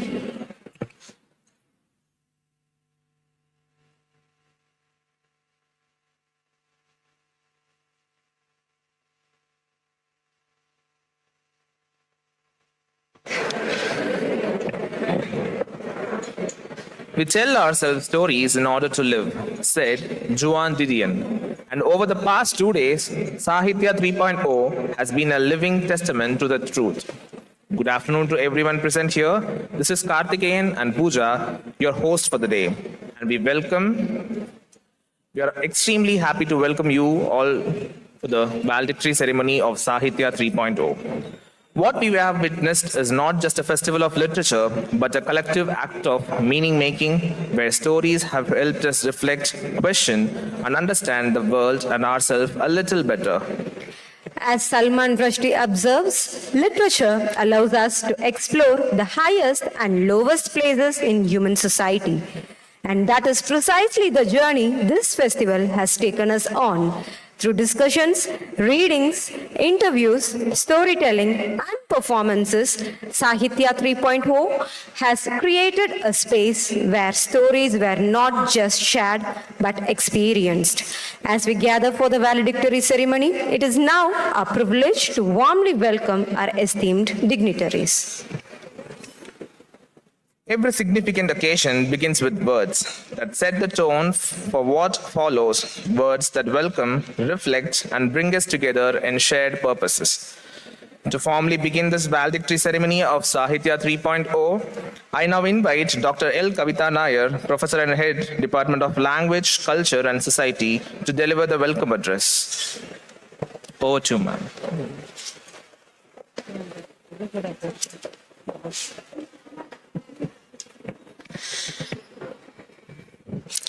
A very good evening to all of you. In fact, a very happy, I hope you had a fantastic Lit Festing on the last 2 days. So it's not that the mind says not to end, not here, but because it was so beautiful 2 days of absolute interaction with the guests and the students and the scholars. So it was a great literary ambience that we had for 2 days in this auditorium.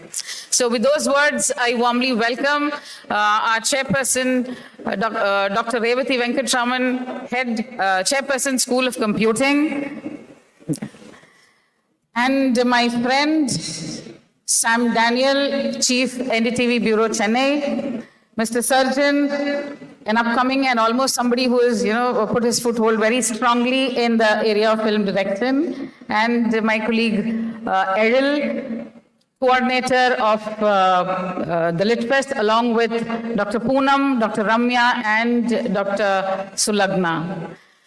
My dearest students, thank you very much for being such a which word should I use? I'm just looking because you have been a fantastic audience for the Nagamandala performance, for the interactions with the speakers on different. We had almost 4 sessions with authors, a panel discussion, and literature being spoken through performance. That was the beauty of this Lit Fest. We are in Lit Fest 3.0. We started at Lit Fest 1.0. Then last year we had Lit Fest 2.0. And this was, I think, the icing on the cake. And I hope that my team and together the department strives harder to make the Lit Fest 4.0 with a much bigger bang that we can make, and noise too. Because Lit Fest 4.0 is going to be really big. Students, please wait for it, and you have a lot of attractions waiting in that Lit Fest 4.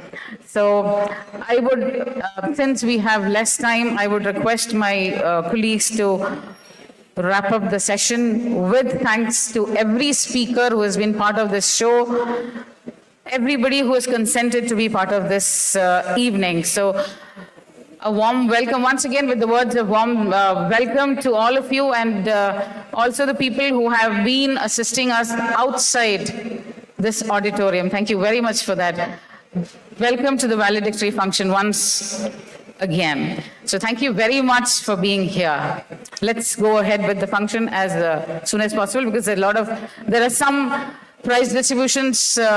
Yes, I forgot to mention, I have been mentioning it because this was the first time ever that happened in SRM, which is the readathon, the Mythos readathon we happened to conduct on 11th of March, wherein 120 BTech students were part of a reading session which was conducted opposite to the architecture building. So 120 students reading from mythology, starting from Upanishad, Ramayana, Mahabharata, the Sangam literature, Greek literature, to the modern writing. So can we all give a big round of applause to all the BTech students who have been part of it, because reading is what literature wants to, LitFest, that's what our goal is through this LitFest.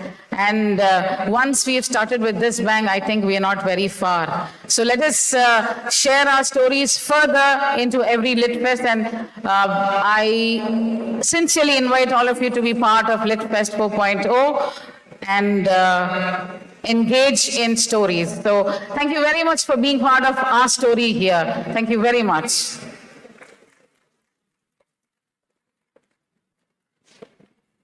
Thank you, ma'am, for those warm words of welcome.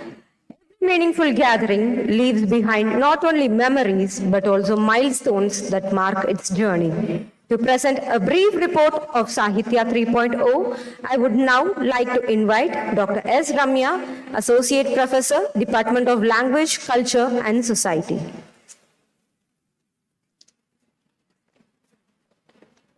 Good afternoon, everyone. And good afternoon to all those on the dais.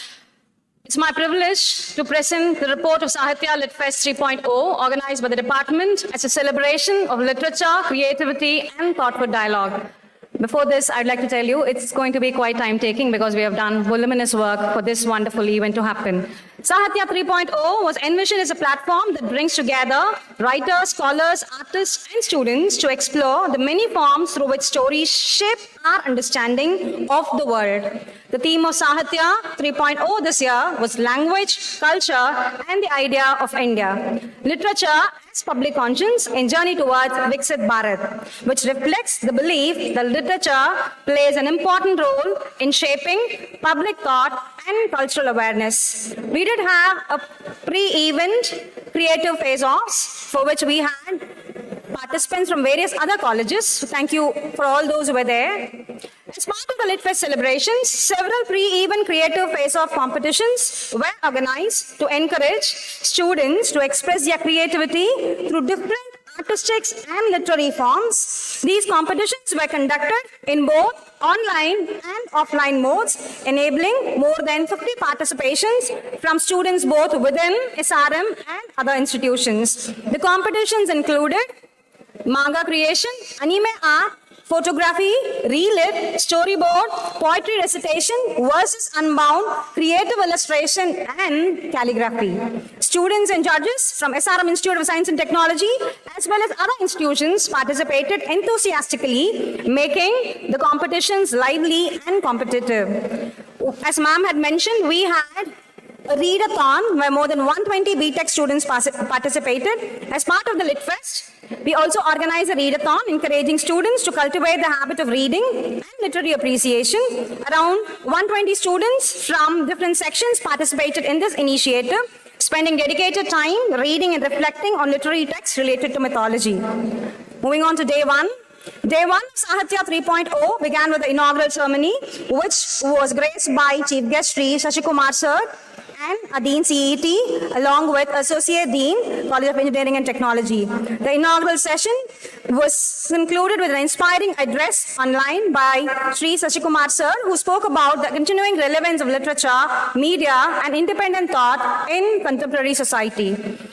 Day one was followed by where the audience witnessed a remarkable classical dance performance titled Nagamandala, presented by Pashwanath Upadhyaya and team. The performance beautifully combined Bharatanatyam with narrative storytelling inspired by Indian folklore. After the lunch break, this session continued with a lively author interaction with Mr. K. Harikumar, titled Heritage and Hauntings, where he spoke about his writing journey and the ways in which history, folklore, and mystery came together in contemporary storytelling. It was followed by an engaging storytelling session by Vikram Sridhar, titled Once Upon a Story, where the audience experienced the power of oral storytelling traditions. This was followed by the author talk by Dr. Ruth Vanitha, who spoke on literature and the making of cultural memory, offering thoughtful insights into how literary texts preserve and shape cultural histories. Day 2, that is today. Day 2 of the festival began with an author talk began with a discussion, an interview by Ami Ganatra, who was interviewed by a head of the department, who spoke on the great Indian unraveling, exploring narratives from Indian mythology and their contemporary relevance. The next highlight of the day was a theatre performance titled Never Odd or Even, When Ramayana Becomes the Future, Time is Present, presented by Theatre Marina and team. The performance offered a creative and thought-provoking reinterpretation of the Ramayana. In the afternoon, the festival hosted a panel discussion moderated by Mr. J. Sam Daniel Stalin, featuring distinguished panelists Sharanya Manivannan, Dr. Ruth Kuti Revati, Mr. Sarjan K.M. and Srijani Mitra. The discussion brought together diverse perspectives on literature, culture, and contemporary storytelling. The audience then enjoyed a lively theatre presentation by our LCS Theatre Tribe titled Shakespeare's, a creative dramatic tribute inspired by the works of William Shakespeare. Following this, we'll be having a creative face-off showcase video, where we'll showcase a video of the various events which was held as pre-event. The festival also recognizes the achievements of student participation through prize distribution ceremony, where winners of the pre-event competitions will be honored for their talent and participation. Over the course of 2 days, SRM Litfest Sahitya 3.0 successfully brought together the distinguished guests and audience in shared celebration of literature and the arts. The successful organization of SRM Litfest 3.0 would not have been possible without the support and guidance of our faculty members, judges, speakers, volunteers, and enthusiastic participants. We extend our heartfelt gratitude to everyone who contributed their time, effort, and creativity to make this event a memorable celebration of literature and culture. Thank you.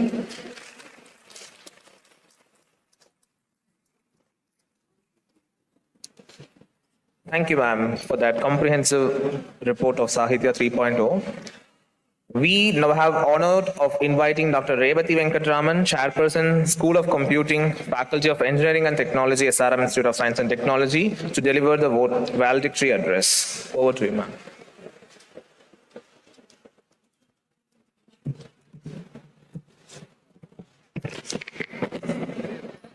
Good evening, all. First of all, I will not stand between the awardees and the prize. So let me make my valedictories talk very simple. So first of all, I congratulate the department and the organizers for organizing such a rich and vibrant Lit Fest Sahitya within the SRM Institute, and I'm sure that a lot of students with passion for art, literature would have enjoyed this 2 days event. And I do understand that it is a confluence of writers, authors, speakers, producers, artists, and so on. And it would have been a great, fulfilling, and enriching experience for all the participants. So, today is a digital age. And during our times, we have all grown up reading lot of books And the books, when I was a small kid, I always try to pick a book which starts with once upon a time, right? So that is that interest, right? Always I feel that is the way, the book is complete, or somehow I was kind of attracted with that phrase when the book starts that way. And then later on, lot of novels and things. And we have grown up in that age where we have taken the books, physical books, and studied. When we start looking at, reading the books, time flies by, and you don't even feel hungry. We just sit through the day and night and complete a novel. Many of you would resonate with me. That is for reading the book, and today I'm happy to see that about 120 of the engineering students have come forward to participate in the readathon. And it is a very welcome sign for the younger generation who are glued to the mobile screens. And now you'll all be wondering, what is the role of a computer science or a school of computing person to be a chief guest for the valedictory? So I also thought the same. And what I just wanted to leave few thoughts for you with this valedictory address, because today is the age of artificial intelligence. And I'm sure that you'll all be aware, a lot of this generative AI has got the capability to generate contents in whatever form, text or media or whatnot. And in this context, how are we going to, whether this adoption has to happen or not, or is it a rival or a complementary tool? So these are some of the thoughts that keep coming among the academicians as well, and obviously with the persons who are dealing with literature and who are professional readers and writers and so on. So where do we stand as a society today? Has the artificial intelligence tools evolved to identify the context, or maybe come up with some ethically generated stories? Do you think that the current tools have that capability to do that? I don't think so. It can generate some kind of garbage or maybe meaningful contents also as it evolves, because it's as good as the data that is fed into it. But is it contextual, or can it emote the feeling that a real writer could emphasize in their words? Will that be possible? Or these are some of the questions that has to be answered in future. I also don't know the answer. As of now, the AI tool is not capable of doing that, but people say that it could also evolve and it could also adopt and refine and so on. But what we need to, think is, AI is here to stay, right? So how are we going to adopt it, and how are we going to use it in a responsible way, right? So whenever there is a technology, it has to come with a bit of empathy, right? And whenever you see a data, it should also show us some kind of wisdom, right, that comes with the data. And any innovation or something that happens in this context also has to be culturally grounded, right? So these are some of the thoughts as we start using the generative AI tools. And I would strongly encourage you to look at these tools, because these are some of the concerns that will come in future, like what will be the, how responsible a AI-generated story would be, right? Does it has the responsibility component? And as readers and as people who are not in the computer science professions in the literature, you also have a lot of responsibility to build this society, the digital tools and societies in a responsible way, right? So when we offer some tools to the society, responsible AI is one component, and I'm sure that responsible AI comes with a bit of responsibility, not only for computer science engineers, but it comes for all the people, right, who write content and who verify the content and validate the content, right? So with these few thoughts, I'm sure that you will have a great, you have enjoyed the wonderful dramas and literatures and enriching sessions. And I also encourage you, as you move forward, to adapt yourself to the digital age. And with these few words, I wish you all the very best. Thank you.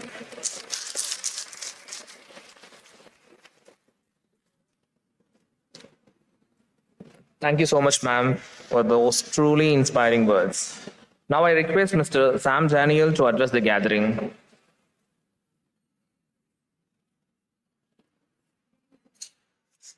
Thank you very much. I won't take much time, but I should acknowledge that being a literature student myself a few decades ago, I loved being here, and I'm glad SRM is having this kind of a literature festival to inspire young minds to generate an interest towards literature. I would like to just make 3 short points and leave here.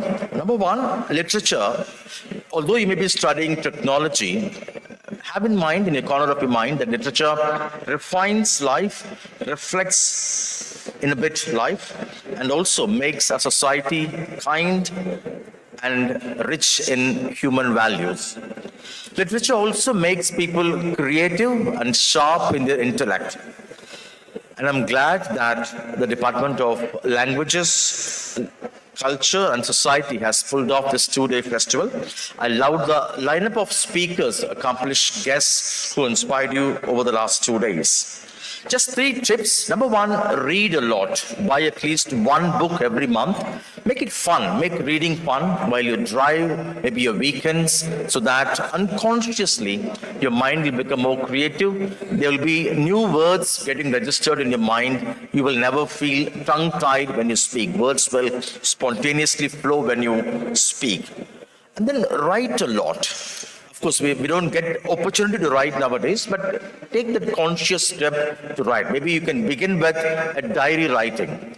Every night before you sleep, spend 5 minutes to write down how you spent your day, with who all you spent, what you did. That will unconsciously refine your language and make you more effective in writing communication or written communication, so that as you grow in your career as leaders, you will be both good in speaking as well as writing. And thirdly, develop the art of consciously speaking. In this era of messengers and WhatsApp, we seldom heart-to-heart speak. Take time to spend time with your friends, to discuss, to debate, so that your critical thinking will also get sharpened, so that as a literature student, somebody who was exposed to literature, it will also make you creative, sharp in your communication, and that will help you to become a better all-rounded personality. Hats off to Kavita Nair and her team for having pulled off this festival, and I wish you all the very best. Thank you.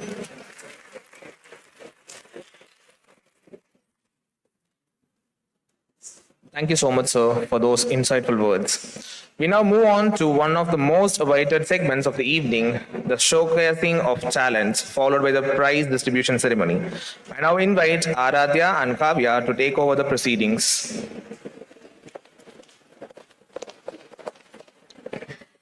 This year, we organized a variety of competitions designed to encourage students to express their creativity through literature, art, storytelling, and digital media. Now, let us hastily move on to the prize distribution ceremony. We invite our Honorable HOD of the Department of Language, Culture and Society and the dignitaries on stage to give away the prizes. May I request them all to stand up. We start with poetry recitation. The runner is Rahul Kuntia from Loyola College, Chennai. Let us give our winners a big round of applause.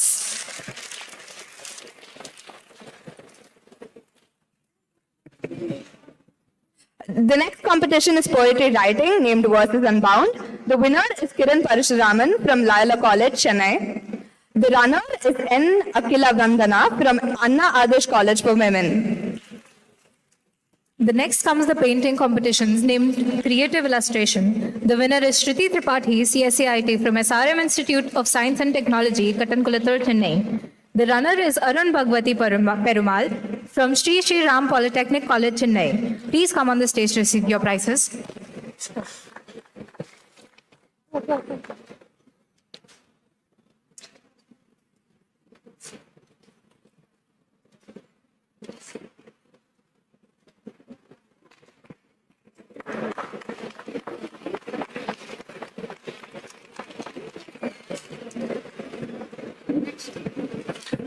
The next comes the calligraphy competition. The winner is Vaishnavi K from Women's Christian College and the runner-up is Varshini G, SRM Medical College. Let us give them a big round of applause.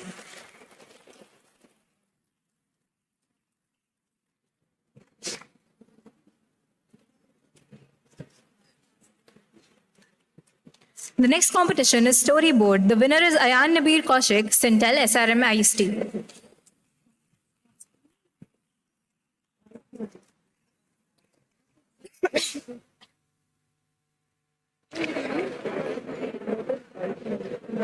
Vaishnavi and Varshini. Vaishnavi and Varshini. People be a bit slow, I will tell you.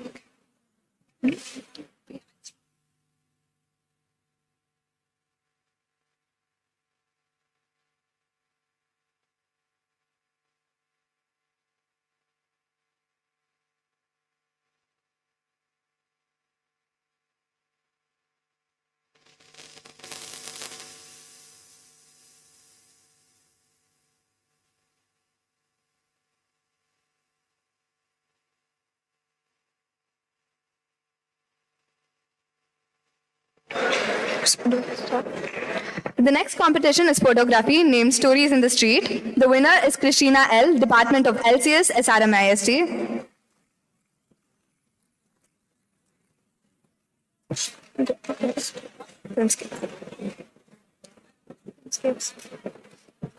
The next comes the short film competition named Filmscape. The winner is Harry J. William C, CSE, SRMIST. And the runners are Mohit and Nikhil Yadav, CSE Core, SRMIST.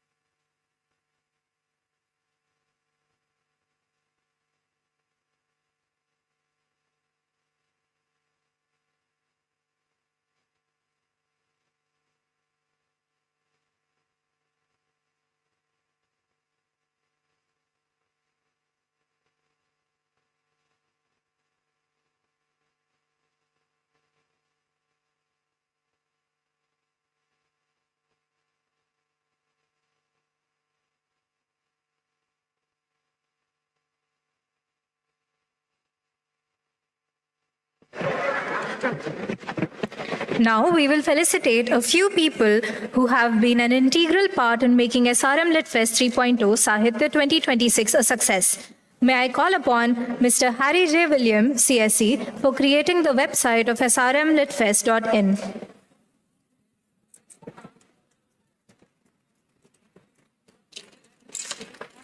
Mr. Padman Avan and Ms. Alisha Kumari, LCS, for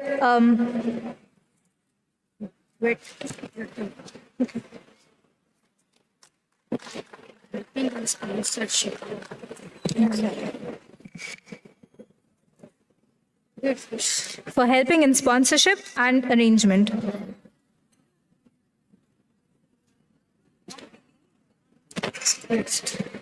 And last but not the least, Ms. Pooja R., Research Scholar, LCS, the writer and director of Shakespeare by LCS Theatre Tribe.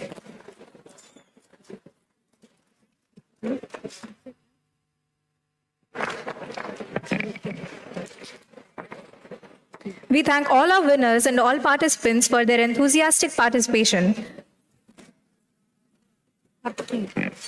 Now we request Mr. Karthikeyan and Ms. Pooja to take over.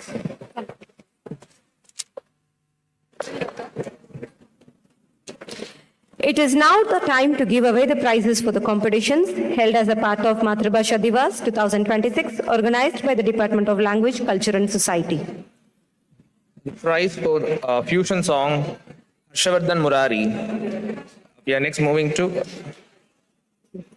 poetry recitation, Haripriya Pri, English Literature, RVG, Arts College, Chengalpattu. Divanshu Mahanlal Purohit, BTech Mechatronics. And moving to solo duet performance, Sujit Devi, Biotech, SRMIST. Sri Anirudh Shankar, Biotech, SRMIST. Soumya Pal, BTech, CSE, SRMIST. Moving to translation challenge.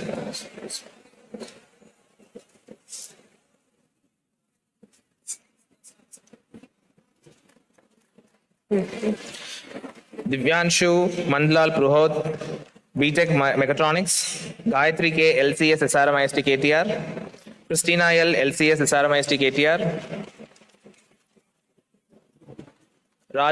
For poetry writing, K. Rajarati.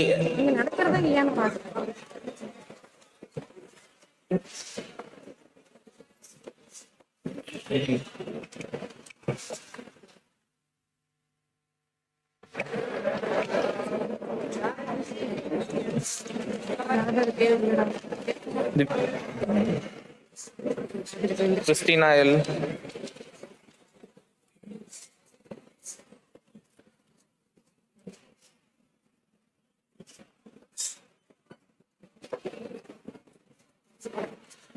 Moving to poetry writing, K. Rajarati, LCS, SRMIST. Bhamini, English Literature, RVS Arts College, Chengalpattu. Varunika KV, English SSKV, College of Arts and Science, College for Women.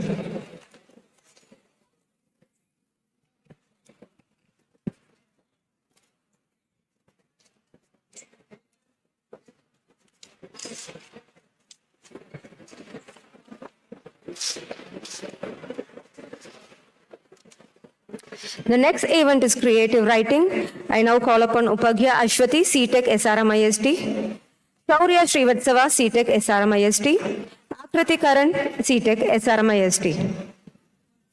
The next event is Tribal and Fusion Group.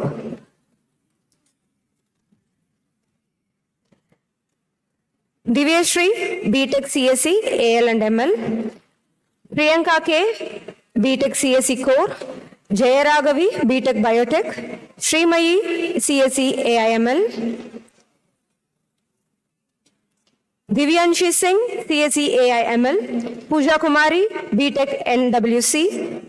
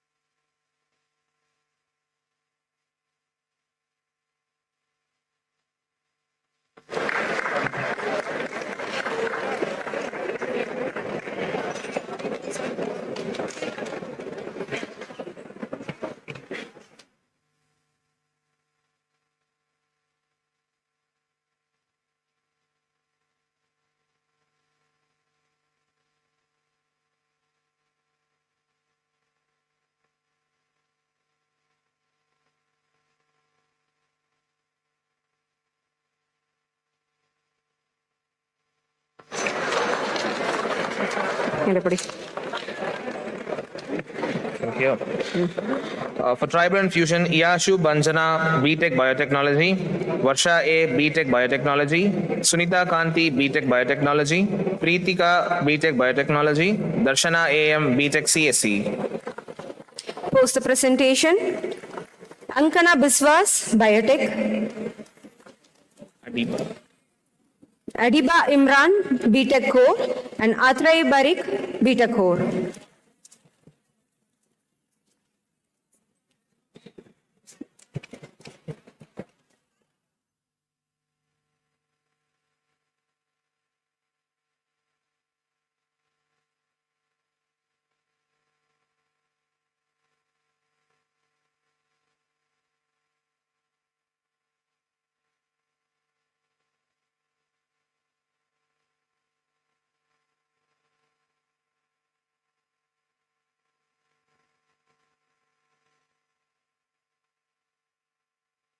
Ask the Tanna to take a picture.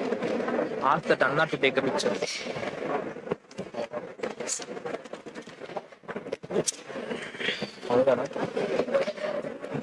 Thank you, esteemed guests, and congratulations to all the winners. Can we have a huge round of applause for all the winners, please?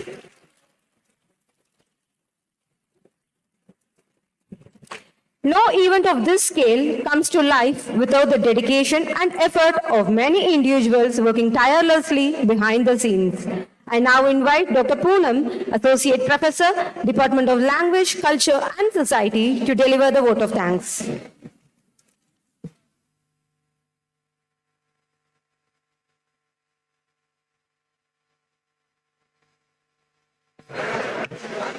Good evening, everyone. I'm conscious that it is getting late, but I request a few minutes of your time as I express our heartfelt gratitude. Thank you. May seem like a simple phrase, yet it is the most meaningful way we can acknowledge the time, effort, and sacrifices made by so many individuals who brought this event to life. On behalf of the Department of Language, Culture and Society, it is my privilege to propose vote of thanks for SRM LitFest 3.0 Sahitya 2026, organized at SRM Institute of Science and Technology on 17th and 18th March 2026 under the theme of Language, Culture and Idea of India, Literature as a Public Conscience in the Journey towards Viksit Bharat. First and foremost, we extend our grateful gratitude to our distinguished chief guest, Sashi Kumar, who, though unable to join us in person, graciously addressed us through his message. His inspiring words enriched the festival and set the tone for meaningful conversation. We extend our sincere gratitude to the management and patron of SRM Institute of Science and Technology for their constant support. We are especially thankful to our respected Dean, Dr. M. Linus Jesu Martin, for delivering the presidential address, and to the advisory board and university leadership for their continued guidance. We also extend our heartfelt gratitude to all our esteemed speakers, panelists, authors, scholars, and performing artists who enriched Sahitya 2026 with their presence and insight. Our sincere thanks goes to Hari Kumar K. and Amy Ganatra for their engaging and insightful in-conversation interviews, to Vikram Sridhar for his captivating storytelling session that brought narratives alive, and to Ruth Vanita for her deeply thought-provoking lecture. We are equally grateful to Parshvanath Upadhyay for his powerful performance on Nagamandala, and to Theatre Marina for their compelling theatrical presentation on Never, Odd or Even, and to the LCS Theatre Tribe for their vibrant and engaging performance that added immense creative energy to the festival. We also thank the distinguished panelists, Surgeon K.M. Srijani Mitra, Sharanya Manivanan, and Kuti Revati, with Mr. Sam Daniel as the moderator, for leading a stimulating panel discussion that reflected the spirit of dialogue, critical engagement that Sahitya celebrates. We also extend our sincere gratitude to Dr. Revati Venkatraman, Chairperson, School of Computing, for her insightful valedictory address, To Mr. Sam Daniel, sir, for his inspiring reflection and valuable contribution on importance of dialogue and meaningful communication to today's digital world, and to Surgeon, sir, for his gracious presence for this valedictory address. Our deep gratitude goes to our respected Head of the Department, Dr. L. Kavita Nair, whose constant encouragement, trust, and leadership made this festival possible. Her support has been the foundation upon which this event was built. A special word of appreciation goes to Dr. K. Eril, whose tireless efforts were visible in every aspect of this festival, from designing the brochures, taking care of mementos, to creating visual material and even generating financial support for this event. Her dedication and creativity truly brought Sahitya 2026 to life. She guided the planning and remarkably clarity and commitment, stepping in with solutions and steady leadership whenever challenges arose, ensuring that every detail of this festival came together seamlessly. A heartfelt appreciation goes to Dr. Ramya, whose visionary thinking and remarkable resourcefulness guided us throughout the festival. She took meticulous care of all hospitality and stage management, ensuring the comfort of every guest and the seamless flow of every session. Her ability to respond swiftly to challenges and keep everything moving forward, even in the most demanding moments, was truly invaluable. We extend our sincere thanks to Dr. Sulagna Mohanty, who meticulously communicated and coordinated with all our distinguished guests, ensuring their participation and making every session possible. She also graciously took charge of Master of Ceremonies, adapting seamlessly to last-minute changes and ensuring the program flowed smoothly throughout. Special thanks to Mr. Sebastian Satish J for efficiently managing the technical arrangement and ensuring that every session ran seamlessly. We also acknowledge the valuable support of researcher scholar Jenlin and BTech student Harry, whose assistance contributed significantly to the smooth execution of all technical aspects. We would also like to acknowledge Dr. Tamil Rasan sir, Dr. Sundar Singh and Dr. Roland for maintaining discipline and successfully organizing the pre-event Unstoppable Readathon, making it a meaningful and engaging experience for all participants. We sincerely appreciate Dr. Arge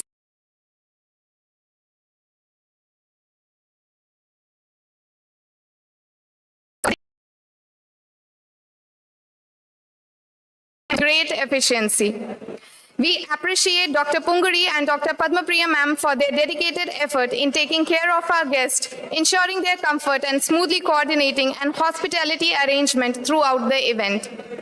We thank Dr. Alice and Sundarvalli and Ms. Rekha for warmly coordinating the reception and registration desk and welcoming our guests. Our appreciation goes to Dr. John Joseph and Ms. Soumya for preparing and managing the certificate for participation with great care. A very special word of appreciation goes to BTech student first year Harry J. William, who designed and developed Sahitya 2026 website srmlitfest.in.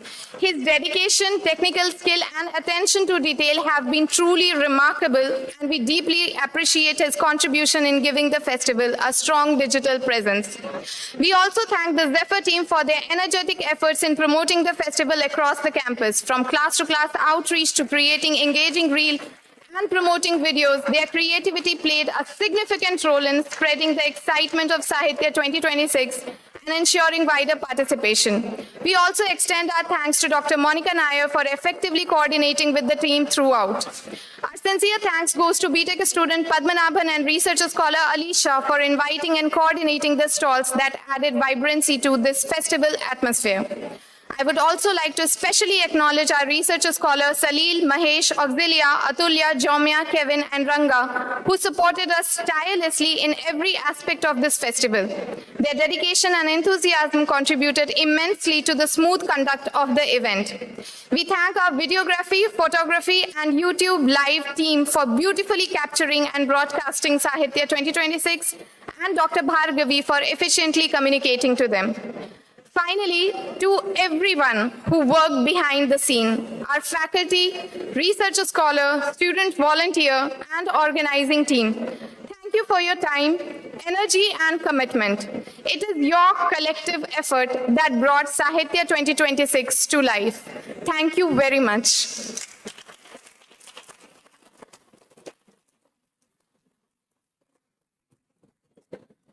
As we come towards the close of the celebration of literature and ideas, may I request everyone to kindly rise for the national anthem.